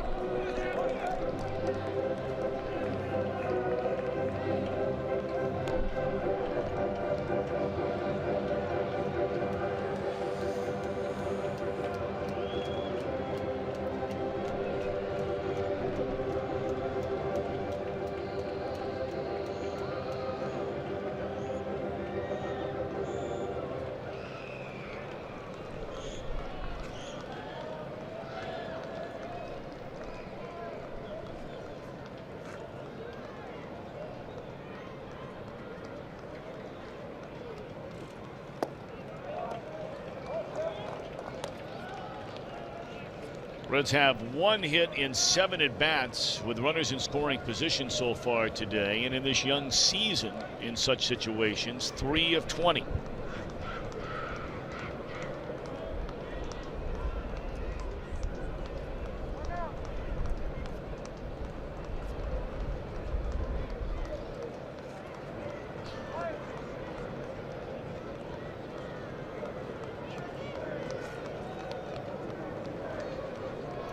Two balls and a strike on Schebler. 2 outs. Runners at first and second base.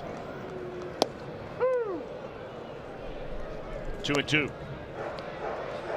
You know, Buchholz is one of these pitchers. He's not afraid to pitch inside, even though he tops out right around 90 miles an hour on his best fastball. That last pitch, a cutter at 86, but perfectly placed.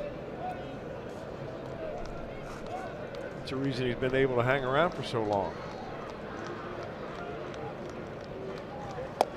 Came back in there again and missed.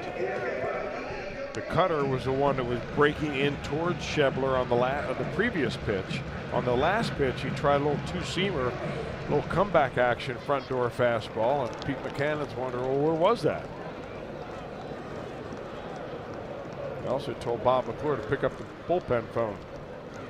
Big pitch here for Schebler. Runners go. Oh, he had a good cut and had a good pitch to hit. Fouled it straight back.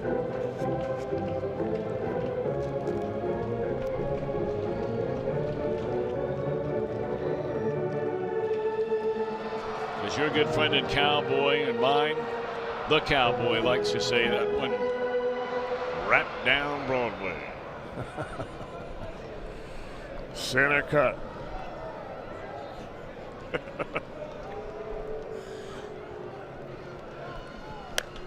As was that one. He just beat him with a fastball. It's good pitching by Buchholz. The Reds strand 2. We've played 5. Reds and the Phillies even at 4. Your game on. After today's game, the Reds will travel to St. Louis for a series with the Cardinals beginning on Friday night. Reds Live will hit the air at 7:30 Eastern Time, followed by the first pitch on our home of the Reds, Fox Sports Ohio, and of course streaming live on Fox Sports Go. Now, is that the same shot that we get down there at the river when they're fishing on the sandy bank? Indeed it is, and we're going to get a look at this young man on Friday night, Chris. I mean, I'm really anxious to see this.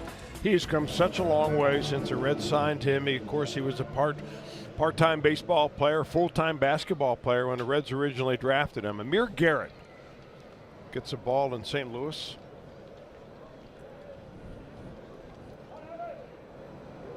Ought to be a fun night. Got a big crowd there at Busch Stadium.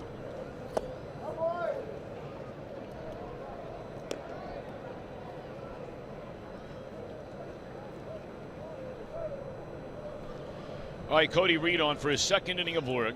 We're in a 4-4 game, top of the 6th inning. It'll be 6, 7, and 8 in the Philadelphia batting order. Andrew Knapp followed by Brock Stassi and then Freddie Galvis. We get any further than that, probably a safe bet they will bat for Buchholz. We'll see.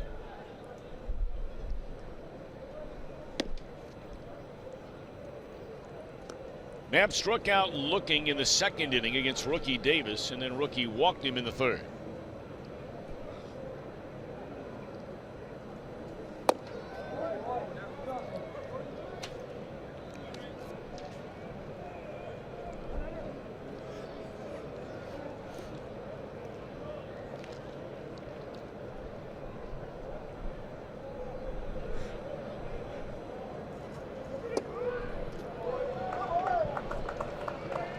Leadoff walk for the second straight inning issued by Reed. I mean, it's not like he's not trying to throw strikes. You could tell on that last pitch he even actually took a lot off of it just to try to lay it in there.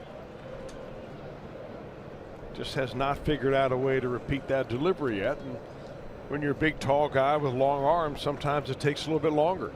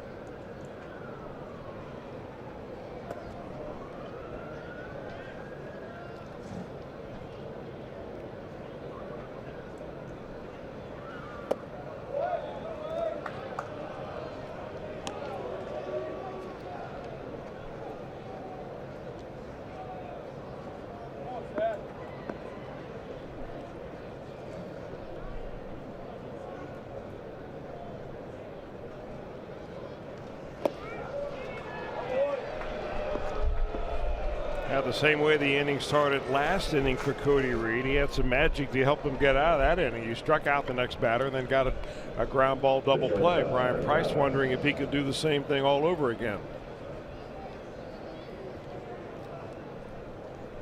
You know, I think, Tom, when you get a pitcher like Cody Reed, very talented, big, strong kid, throws hard, a little bit out of whack when it comes to his delivery. You don't bring him up and coach him the same way you do other pitchers. You've got to get him a situation where he repeats his delivery more often than other guys do. So you let him pitch, and you let him pitch some more, but it doesn't always have to be at 100% effort. You're just trying to get his delivery down so he can throw strikes. Well, now they have the runner caught. And Stuart Turner will throw down and get him, and that is a horrific base running mistake there by Andrew Knapp. Expecting, of course, Galvis to be able to get the bunt down, especially on a strike, which he didn't.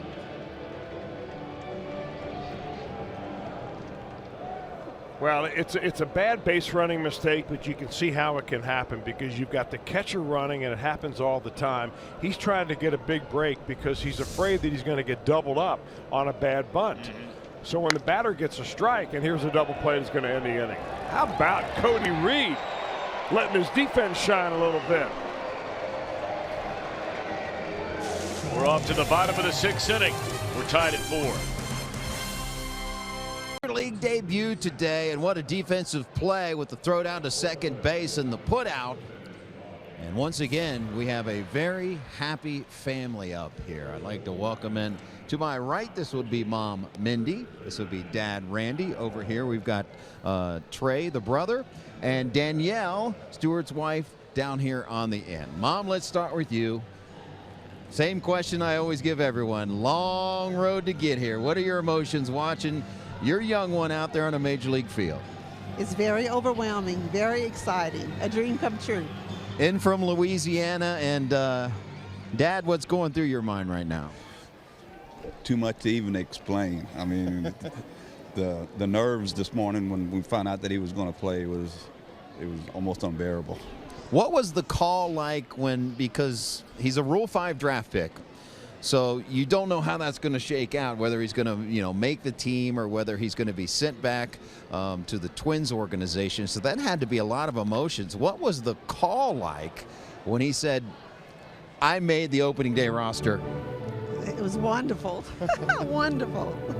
Dad, what was it like for you? Oh, I was at work, and when I got the message, it was like everything just had to come to a halt, and we had to show a little bit of joy at work. It was unbelievable.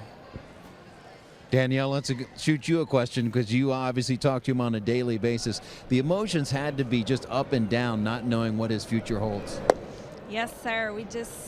Every day was a new day, just waiting to hear what he was going to be told. And he finally texts me and he's like, well, I'm heading to Cincinnati, and the emotions just were everywhere.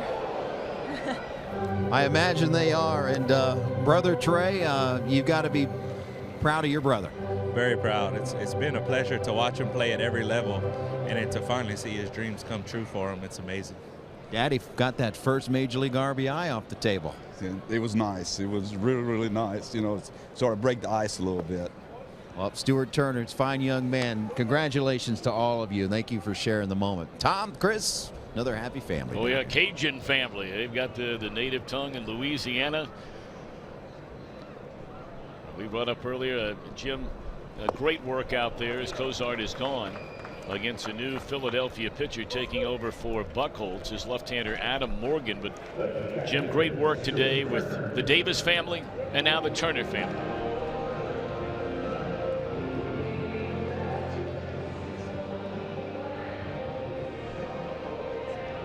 Philadelphia debut, National League debut for Clay Buchholz here today. Goes 5 innings, allows 7 hits, 4 runs earned. He walked 2, struck out 3.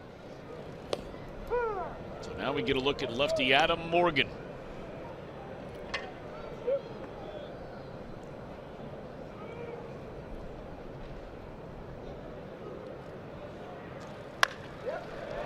Hard hit ball. And nearly knocked Galvis over, but 2 are out.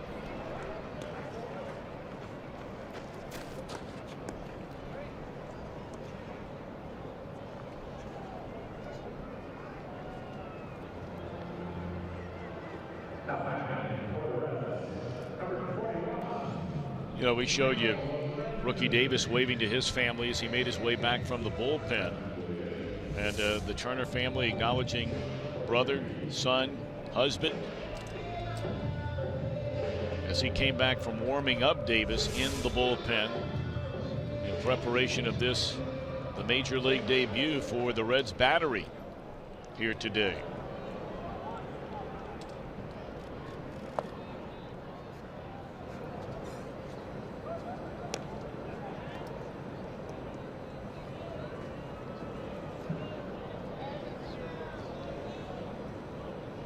So Michael Lorenzen going to be used as a pinch hitter. Well, the Reds only have 4 players on their bench. We brought that up earlier. They have Tucker Barnhart, the backup catcher, and then the other 3 are Scooter Gennett, who's already been used. This is one of the things that Brian Price touched on during spring training, especially towards the end of the spring when it became obvious they would have 8 pitchers in the bullpen rather than the normal 6 or 7. And he said, well, Lorenzen can be my guy to be coming off the bench on those days where I'm pretty confident that he's not going to pitch. He was in the game last night. He was in the game on opening day, not probably going to pitch in this day, so he puts his hitting shoes on.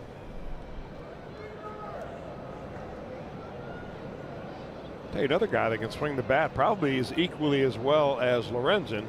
The starter today, Rookie Davis. We saw him hit a double. Yep. And you know, I go to Billy Hatcher for my scouting reports on the pitchers because he oftentimes throws batting practice to the pitchers. And the guy that can really swing the bat is Davis. He is right there with Lorenzen. This ball is in the air to straightaway center field. Racing back is Herrera. How about that? The Reds a year ago, the only team in the league that did not have a pinch hit home run. And here their first in 2017 comes from perhaps the most unlikely source in Michael Lorenzen, and the Reds have their first lead of the game. Can you believe that? Absolutely can believe that. Lorenzen was a two-way player when he went to college. He was a center fielder that they'd call out of center field to close games, throwing the ball nearly 100 miles an hour. Here, Brian Price wants him to swing the bat, and boy, does he ever do that. Now, Lorenzen had a home run last year. It came in at a relief appearance, but since he was already in the game, it did not count as a pinch hit home run. And that was a very emotional home run for him. It's a story has been well documented after the passing of his father. He had been on the bereavement list and then came back that night in the game against the Dodgers, hit the home run to right center field and broke down in tears. This ball was just killed. You know, Tom, there's more and more emphasis, it seems like nowadays. Maybe one of the trendiest things in baseball is to try to find those players who are versatile players, who can play around the infield, play around the, I mean, how much more versatile can you get than a guy who can play center field if you need him to in Lorenzen? Come in and pitch and throw 98 miles an hour, and then also, by the way, hit home runs right out the front door. A long shot to center field. Well, that's a thought that's been a long time coming, in our opinion. Both of us, you and I have been talking about this for years. I'm not suggesting we're trendsetters or smarter than anybody else, but we've wondered for a long time working together why teams did not have players playing more or multiple positions, especially as we become so specialized in Major League Baseball. Grounded to Franco. Well, he nearly waited a fraction too long to throw out Hamilton. But the big story in the 6th inning, Michael Lorenzen sent to the plate as a pinch hitter and gives the Reds their first lead with a home run to center.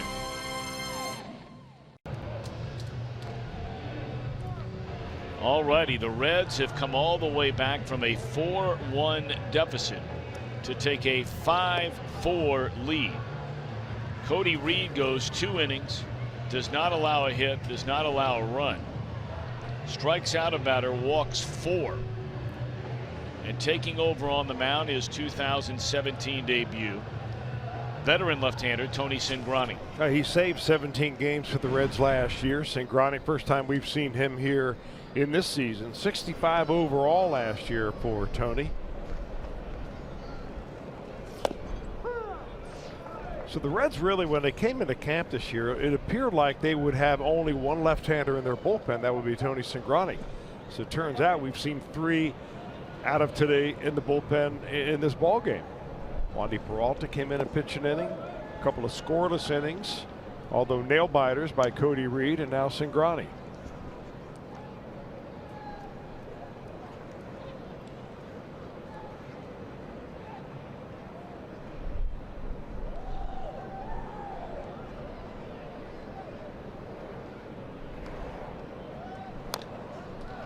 Tommy Joseph bats for the first time since taking over as part of a double switch when Morgan entered the game. So he's batting in the number 9 spot in the batting order. Joseph hitless in his first 8 bats so far this year. Good power. 21 home runs in a little more than 300 at bats a season ago. His first in the big leagues.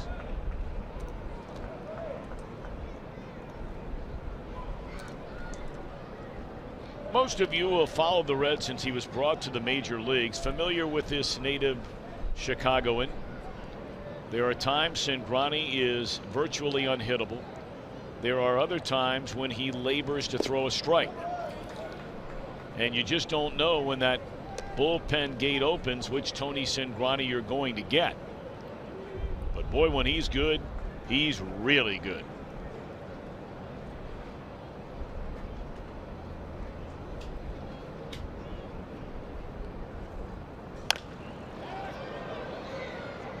That'll back up Schebler a few paces short of the warning track. 1 out.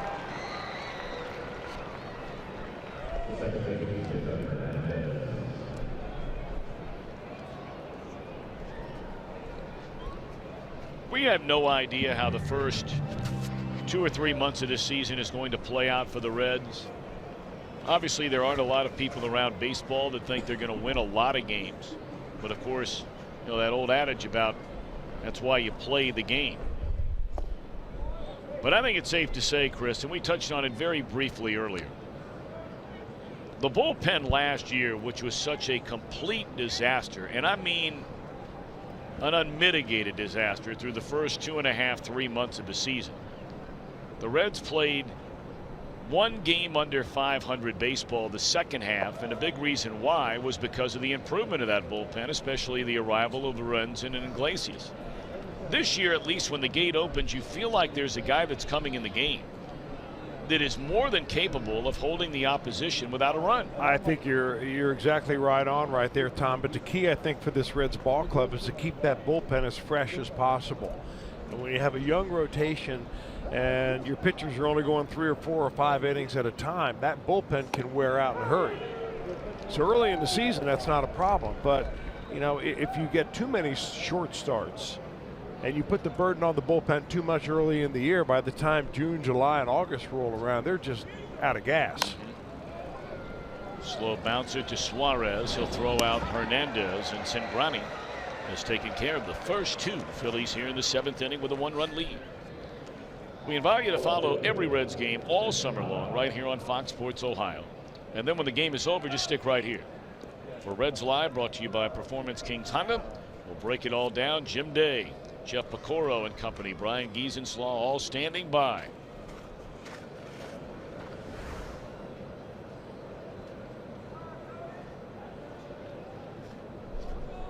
The Phillies scored all 4 of their runs within the first 3 innings of this game, and the man who bats now, nearly the sole provider of all 4 runs.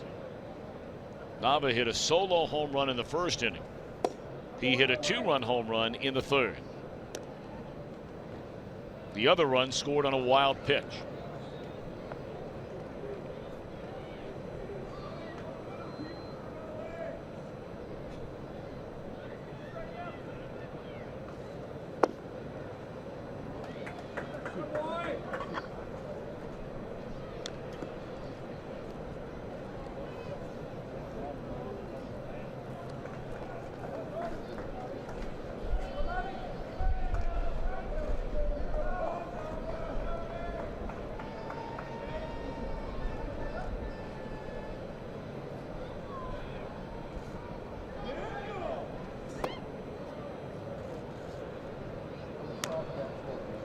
3-0 on Nava.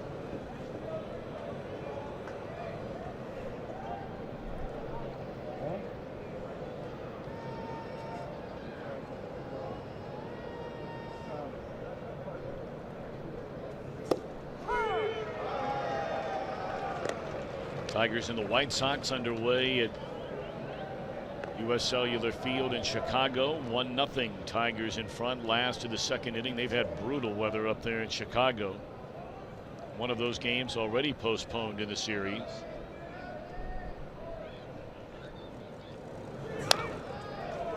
Cingrani's come back from 3-0 to run it full.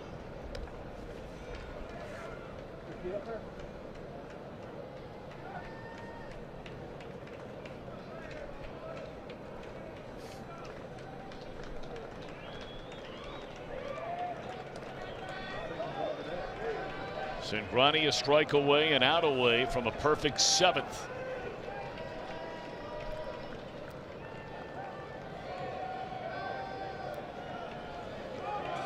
Got him looking to end the inning. Came all the way back from 3-0. A perfect 7th for Tony Cingrani. Reds lead by a run. And on May the 10th, many of you will remember this game. Micah Owings, as a pinch hitter for the Reds, tied the game in the bottom of the 9th inning with 2 outs against St. Louis. That was the last time the Reds had a home run by a pitcher used as a pinch hitter until today.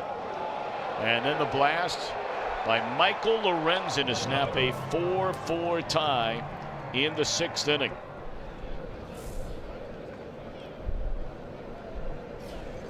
One of my favorite all-time players just as a guy was Micah Owings. Oh, boy, he was just a guy. Great guy. He could hit, man. Yeah. He could really hit. I think it's my son's all-time favorite player. He couldn't have been a nicer guy. All right, so the Reds are batting again against Adam Morgan here in the last of the 7th inning. Been a very quiet day for Peraza, 0 for 3, and really has not hit the ball hard at all today. That one dribbled, actually may have got a piece of his foot. It did, left foot. 1 ball, 2 strikes.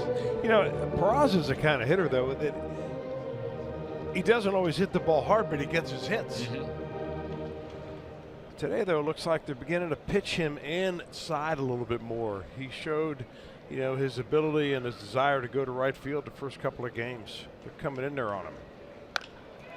There's a right field shot. And there you go. So he has his first hit in 4 at-bats on the afternoon, and that's a good way to get it started. With Votto coming up. Reds have Blake Wood throwing in their bullpen. Wood gave up a run in his only inning of work this season. That came on opening day. But that bullpen, outside of that lone run, has been unbelievably stingy. 2 innings shutout baseball last night. So far here today, 4 innings of no-hit shutout baseball. In fact, Wood in that lone inning on opening day, the 6th, that is the only inning the Reds bullpen has allowed a run. Well, you know, Tom, we were talking between innings about Brian Price's plan at the beginning of spring training to use his relief pitchers on multiple inning stints, and you know, kind of bantering back and forth that this might be one of those games where you would see that out of Tony Cingrani. Looked very good as he struck out the last batter in the inning to end his only inning, but looks like the Wood, with him warming up, he may be the guy that they'll call on. You know, maybe they let Cingrani go out there and face a left-handed batting Herrera to begin the inning and kind of see what happens. You have a right-hander after him and Franco, and then you have another left-hander and Michael Saunders. Of course, Pete Mackanin could counter. He will not bat for Herrera or Franco. He might bat for Saunders. They had Aaron Altair in the lineup last night against a left-hander, and he started in place of Saunders out in right.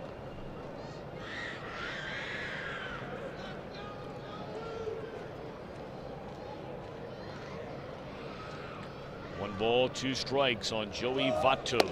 There goes a runner. Throw to second base, and safely is Peraza. His first steal of the year. And And he plans to do plenty of that this summer. He did not have a very big lead, Peraza didn't. The throw was a one-hopper down there. Galvis did a nice job just to be able to pick it, but he couldn't get the tag on him.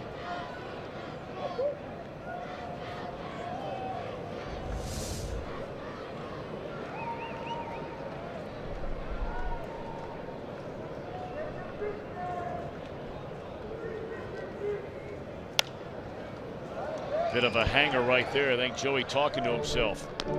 Slim Votto really toughens it up a little bit, gets a couple of strikes on him, really shortens his swing, chokes up even more than he normally does, spreads his feet apart a little bit more at the plate.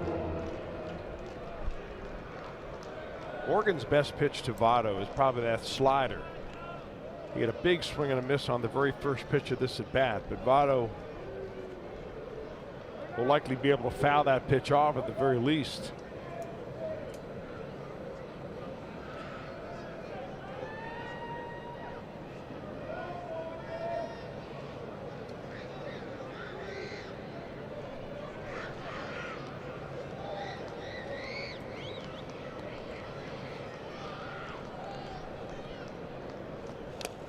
There is the slider. Yep. Did he foul it? And it went right into the glove. Yep. Votto saying check it for dirt.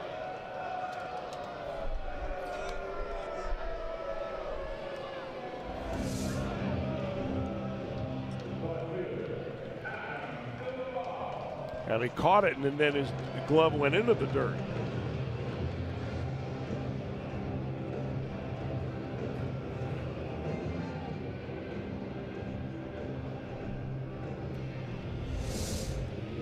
Now Duvall.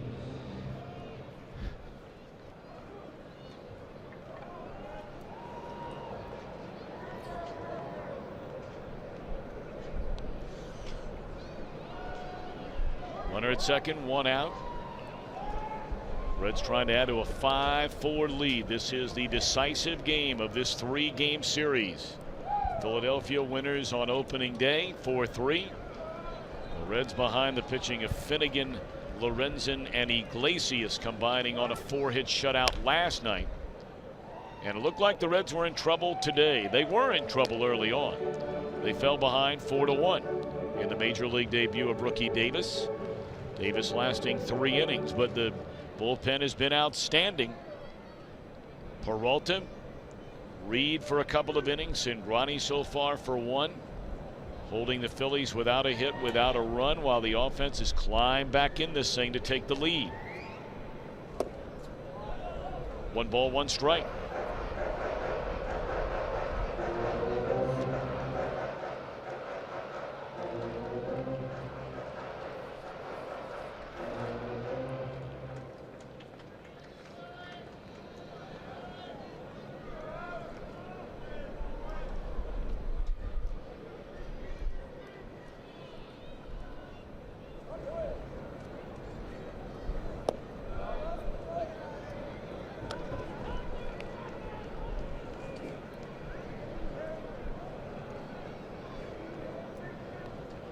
Cardinals a 3-1 lead over the Cubbies. That game in the 5th inning. The final game of that scheduled 4-game series. They were rained out last night. So today will be the rubber game of that set. Peraza going. And Duvall fouls it out of play. Peraza could have gone in standing up. And the Rockies and the Brewers are ending their 4-game series today. Brewers finally getting a win last night after dropping the first 2. And Colorado an early 1-0 lead today in the 4th inning.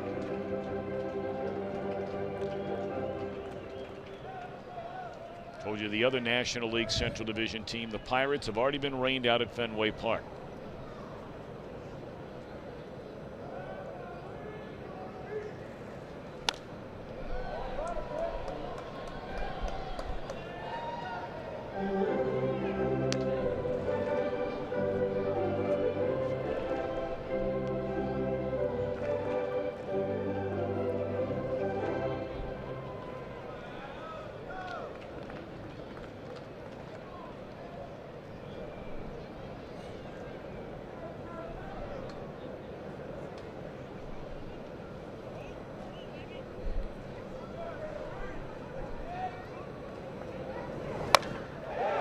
there, left field, hit well by Duvall, and the lead goes to 3.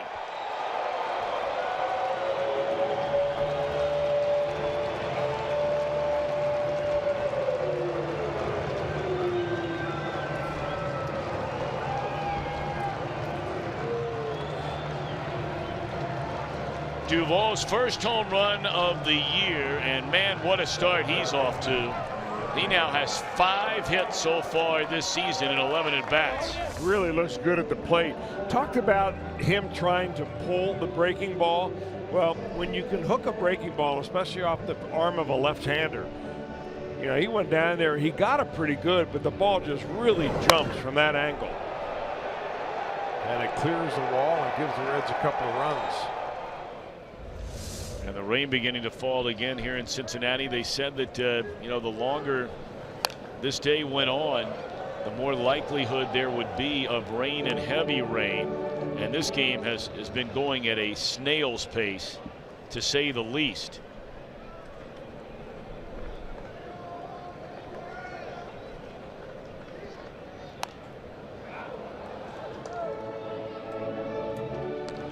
Well, last year, Adam Duvall really hit the pitches that were breaking pitches as well as anybody, or better than anybody in the big leagues. A .570 slugging percentage against non-fastballs. So that last pitch that he hit for a home run was a breaking ball, so he will add to that total in this year. Very easy young man to root for is Adam Duvall. He is one of the more likable players on a team that has a lot of them. This Cincinnati 2017 version. But quick to smile and so polite. Good to say good things happen to Adam Duvall. 2-2 on Eugenio Suarez, who's had a really nice game today. Hitless in the first 2 games of the year, but today has doubled, scored, singled, scored, drawn a walk.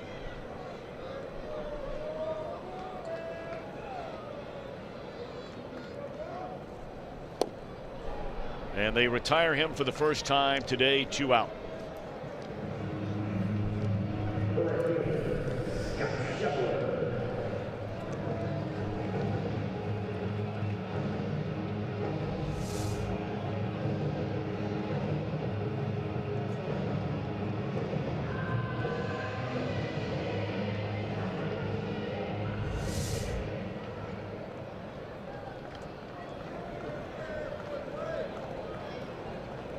Two away for Schebler. 0 for 2 in the game, walked and scored, and hits the ball right on the screws, but down to get it is Hernandez, and that's all. But the Reds play tack on here in the 7th. A single by Peraza, a home run by Duvall. 7-4 Redlegs. On our game summary, brought to you by Nava. A pair of home runs in the first inning, and then a 2-run blast in the third. Rookie Davis leaving the game after giving up 4 runs in 3 innings. But the Reds got 1 in the second. They got 3 in the fourth to tie the game. And then Michael Lorenzen, a pinch hit home run to straightaway center to snap the tie in the 6th. Duvall plays long ball with Peraza aboard in the 7th. Our Honda game summary has the Reds in front as we go to the 8th, 7-4. And now on the mound, replacing Cingrani, is right-hander Blake Wood. 5 pitchers out of the well, 4 out of the bullpen now with Blake Wood, plus a starter, rookie Davis. Blake Wood, 70 games last year, had a nice year. Blake Wood did. More strikeouts and innings pitched. Walks are up there a little bit, but he just doesn't seem to get hit very hard. Throws a lot of split finger fastballs, start down around the knees and dart right out of the zone.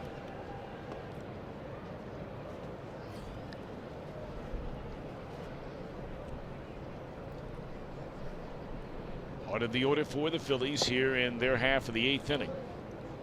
Wood must be one of those guys where he's just impervious to cold weather. I mean, it's got to be cold sitting down there in the bullpen all day long, and here he comes walking in here with no sleeves on. Young man that born and raised in Atlanta, went to Georgia Tech.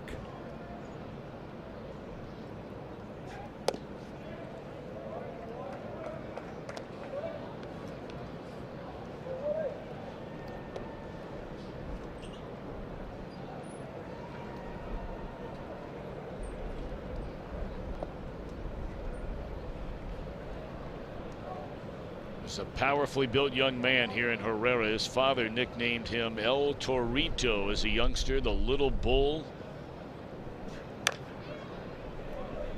They're very excited about what he's capable of in the coming years. In fact, they signed him in December to a 5-year contract.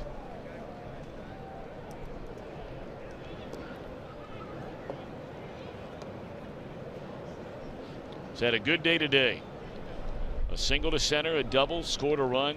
Great base running after that double in the third. On a ground ball to short, he went second to third after Cozart let the ball fly to Votto and then scored on a wild pitch. And he's just blown away right there. He must have been guessing, because that was a 98-mile-per-hour fastball right down the middle of the plate. Or either he didn't see it.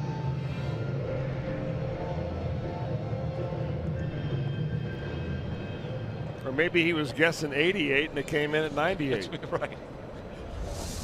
Would have looked like. You know, that brings to mind a conversation. When you see that swing, it brings to mind a conversation I had yesterday with the Phillies' young first baseman, Tommy Joseph. And Chris, you had chronicled all those concussions that he had had when he was a catcher coming up through the minor leagues. And he knows for sure that he had 5 of them. But he said, look, there might have been some times through the years where maybe it wasn't diagnosed necessarily as a concussion, but you know, you felt like you had a concussion. But he told a story of he starts to go see specialists, and they had found that because of these concussions, they thought that was the cause of astigmatism in his eye. And what was happening is the pitcher would throw the ball, and then all of a sudden, he said maybe 70 feet after the pitcher let it go, or 50 feet after the pitcher would let it go, that the ball would all of a sudden jump from maybe 5 feet in front of you, and then it was in the catcher's mitt and he never saw the ball. Almost like a special effects in a movie. And he said it took a long time to be able to get through that. So what do you do to get through that? You know, there were a number of different exercises and eye exercises and you know, trigger sorts of things, hand-eye coordination stuff that he had to do over and over and over again. You know, it's amazing that the average eyesight for a major league hitter is off the charts compared to the general population. I mean, most of these guys are seeing 20/10. And if you talk to an ophthalmologist or an optometrist that may, you know, be working with a major league ball club, and when they give the eye exams, he knows within 10 seconds whether the guy's a hitter or a pitcher, because the pitchers can't see the chart at the end of the wall, and the batters and the hitters can read every line, including the copyright line at the very bottom. Yeah, they're a lot like fighter pilots in the military.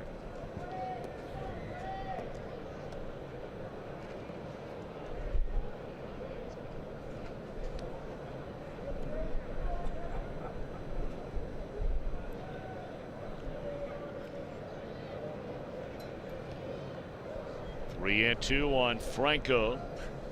Struck him out. Nasty slider right there by Wood. And had Franco way out in front. So back-to-back strikeouts. One with a gas and one off speed.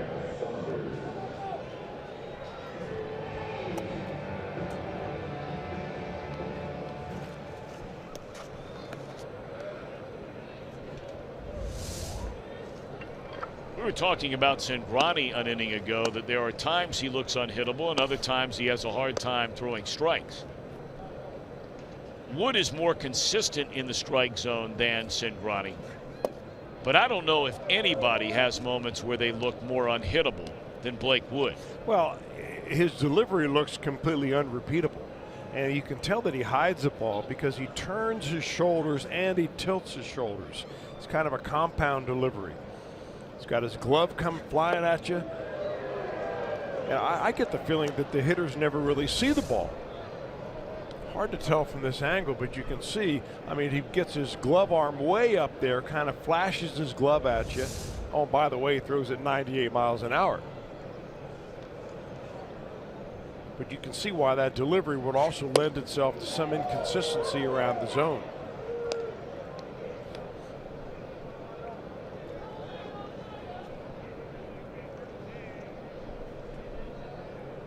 Saunders 0 for 3. That's a trade-off that you make, though.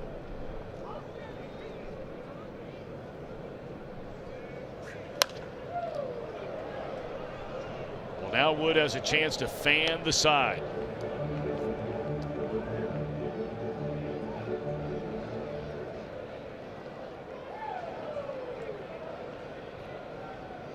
Wood is throwing missiles with that fastball here today. He has been by far the hardest thrower we've seen on the mound for any team.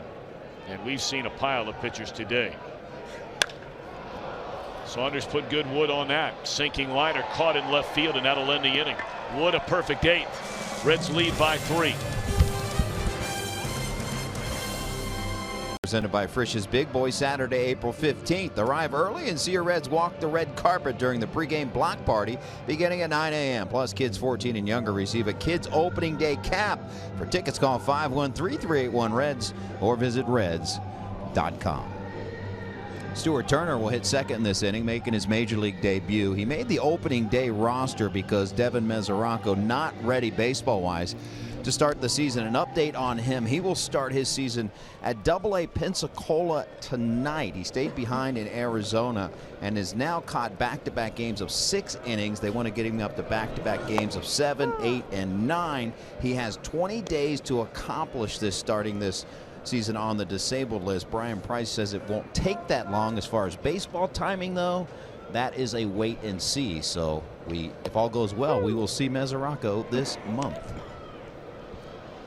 Well, that would be a welcome sight indeed. I mean, it's virtually been 2.5 years since we have seen him last. He was an all-star, hit 25 home runs 3 years ago. Reds signed him to a 4-year contract worth $28 million, and Mesoraco has played in fewer than 40 games combined since signing that contract over the last 2 seasons. It'll be interesting to see, though, Tom, how the Reds and how it all plays out when Mesoraco comes back, because Stuart Turner is a Rule 5 draftee, and as we've said before, when you're a Rule 5 draftee, you have to stay on the roster all year long or else be offered back to the source team, in this case the Twins, for half the amount of money that the claiming fee was, which was $50,000.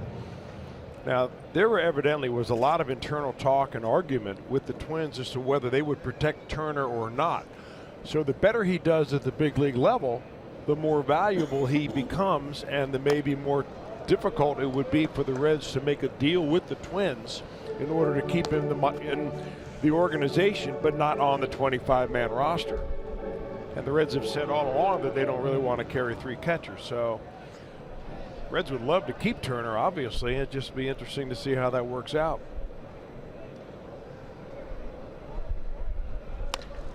And a base hit into left field by Kozai. His second hit in 3 at-bats. He's knocked in a couple of runs as well today. Blue Jackets are fighting for home ice in the playoffs. So tonight, Columbus battles Winnipeg up at Nationwide Arena in the state capital.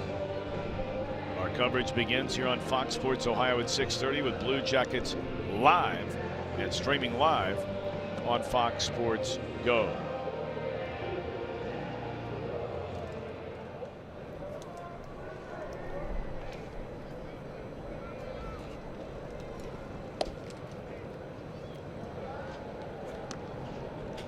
I mean, Turner last year was in AA. He was in AA the year before. He had 223 the year before in 2015. He had 239 in AA last year. So there was something about him behind the plate that the Red Scouts really liked.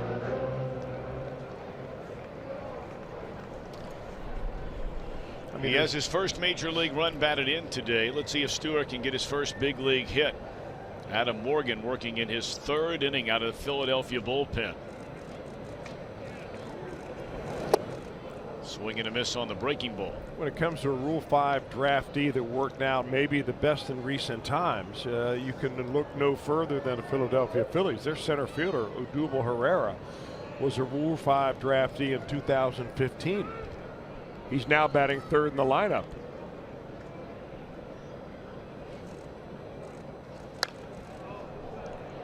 So when you talk about some of the free agent signings, especially the international bonuses that teams will pay for players, and you're able to pick a guy up who is major league ready or nearly so for $50,000, and 2 years later he's batting third for you. And in the All-Star game.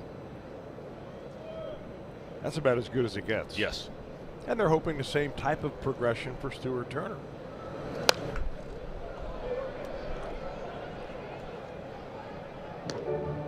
Seems like the Reds have brought a Rule 5 draftee into spring training every year for the last, I don't know, 5 or 6 years. It's a inexpensive look-see.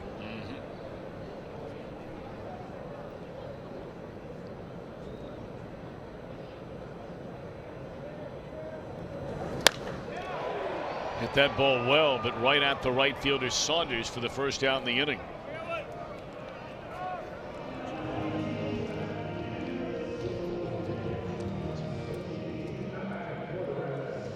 That's going to be all for the left-hander Morgan, as Kivlahan is announced as a pinch hitter.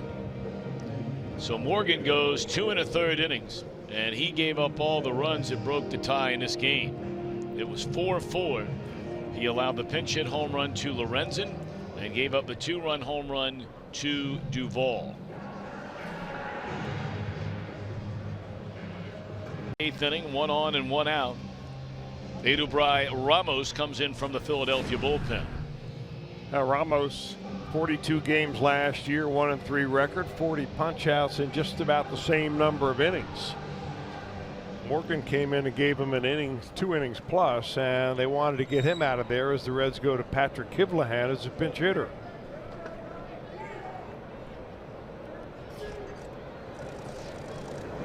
Kivlahan, a knock into right field, and that's a base hit. He did a whole lot of that down in spring training, and that's the reason he's on this ball club.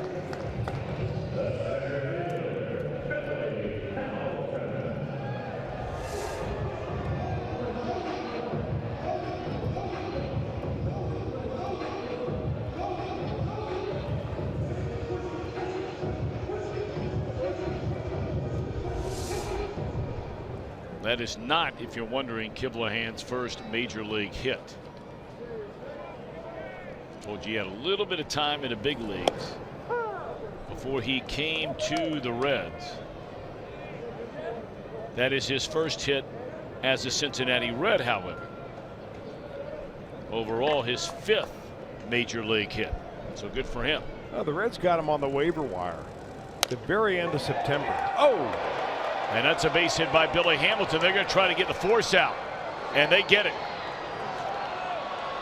It's just tough luck for Cozart. He thought the shortstop was going to catch a ball on a line drive, and there's just simply nothing you can do about it. I think everybody thought it was going to be caught on the line drive, including Billy Hamilton, the batter that hit it. So that does not go as a base hit. It goes as a fielder's choice 7-4. 7-5, I beg your pardon.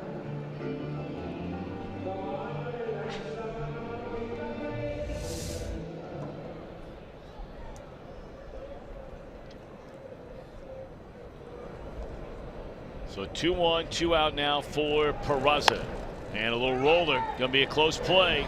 Franco throws on the run and got him. Good play by Franco.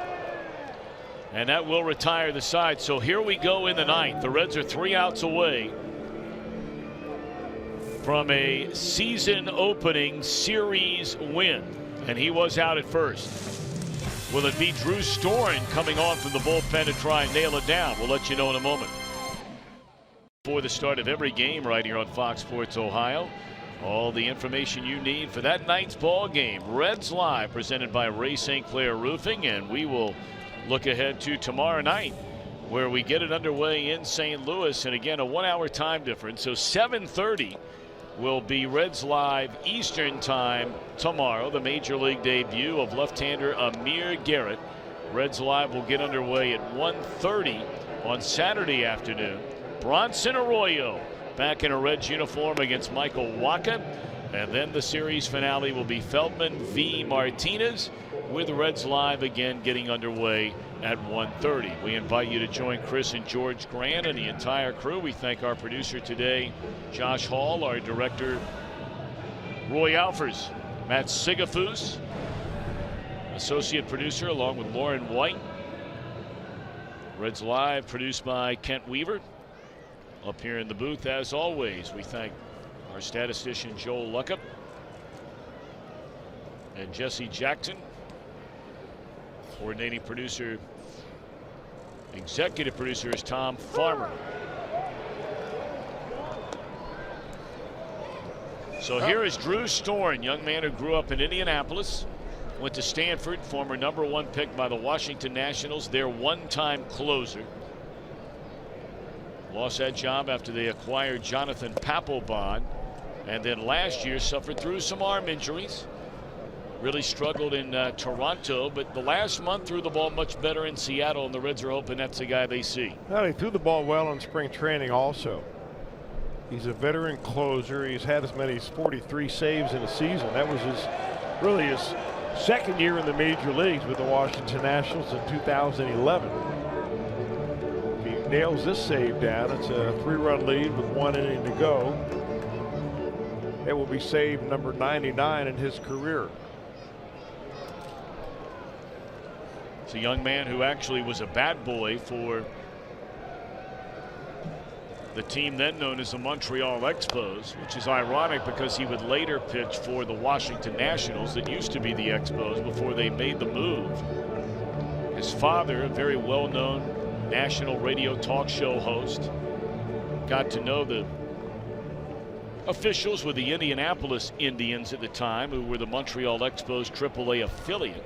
And so when the Expos came into Cincinnati, Storn had a chance to be the bat boy. It was a fly ball down the third baseline out of play.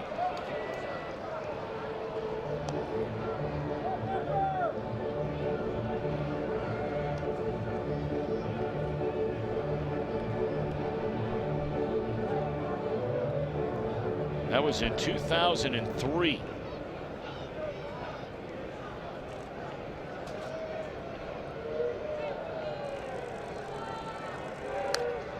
You know, you talk about making an impression on a young man.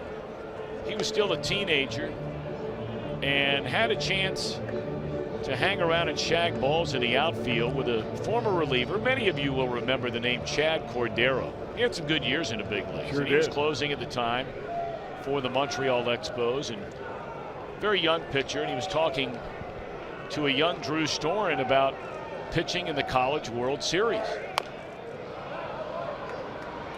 And Drew was so impressed that when the option came around to go to college or maybe get drafted and go sign a professional contract, he decided to go to Stanford University with the hopes of course, very good baseball program, pitching in a College World Series. 1-2 to Knapp. Strike 3 called. Well, a little drop down action right there by Storn. You know, Storn has gotten to the point in his career that he's going to try just about anything he can to get the hitter off of his pitches. A little extra hesitation with the leg lift, a little drop down on the side.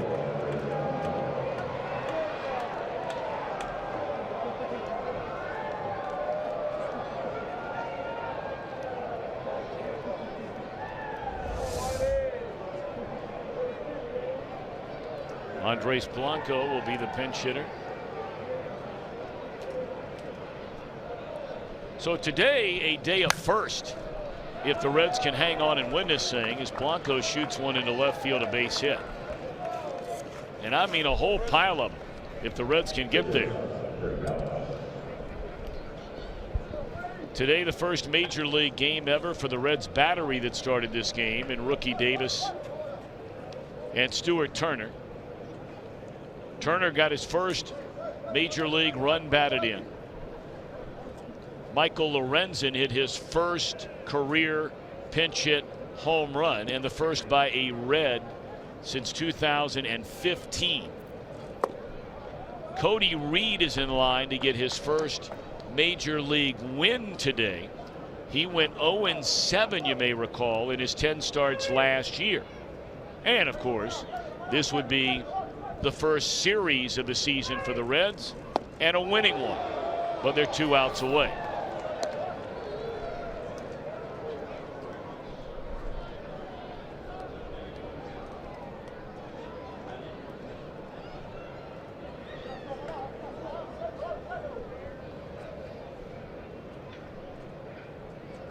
And throw in one more if Drew Storen can nail it down. And that would be his first save as a Cincinnati Red.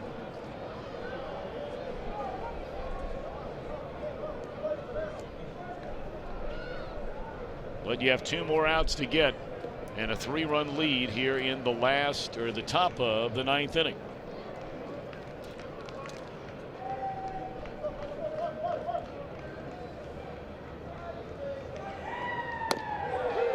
And he comes in the side gate for strike 3.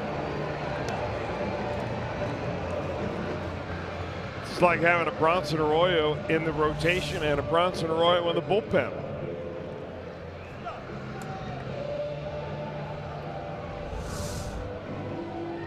Well, we're going to get a look at Arroyo on Saturday night. We can't wait for that.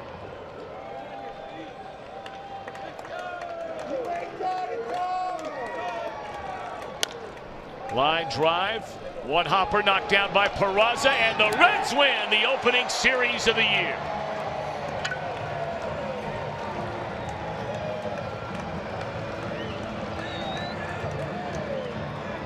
That's a really nice win for this team today, and the biggest difference between this time a year ago and right now is undeniably this Reds bullpen. It's only 3 games, Chris, but you can only do it, as they say, one day at a time, and they have been great in this season opening series. They have been locked down really every time that they call that bullpen gate to open up. Somebody's come in here and been able to throw a 0 on the board. Get a couple of key home runs, like the 2-run home run by Adam Duvall that did it. The dramatic home run, pinch hit home run by Michael Lorenzen. And just a solid effort here in this first 3-game set against the Phillies. Competition will stiffen beginning tomorrow night against St. Louis. We'll worry about that then. Right now, celebrate the win. We're back with more in a moment.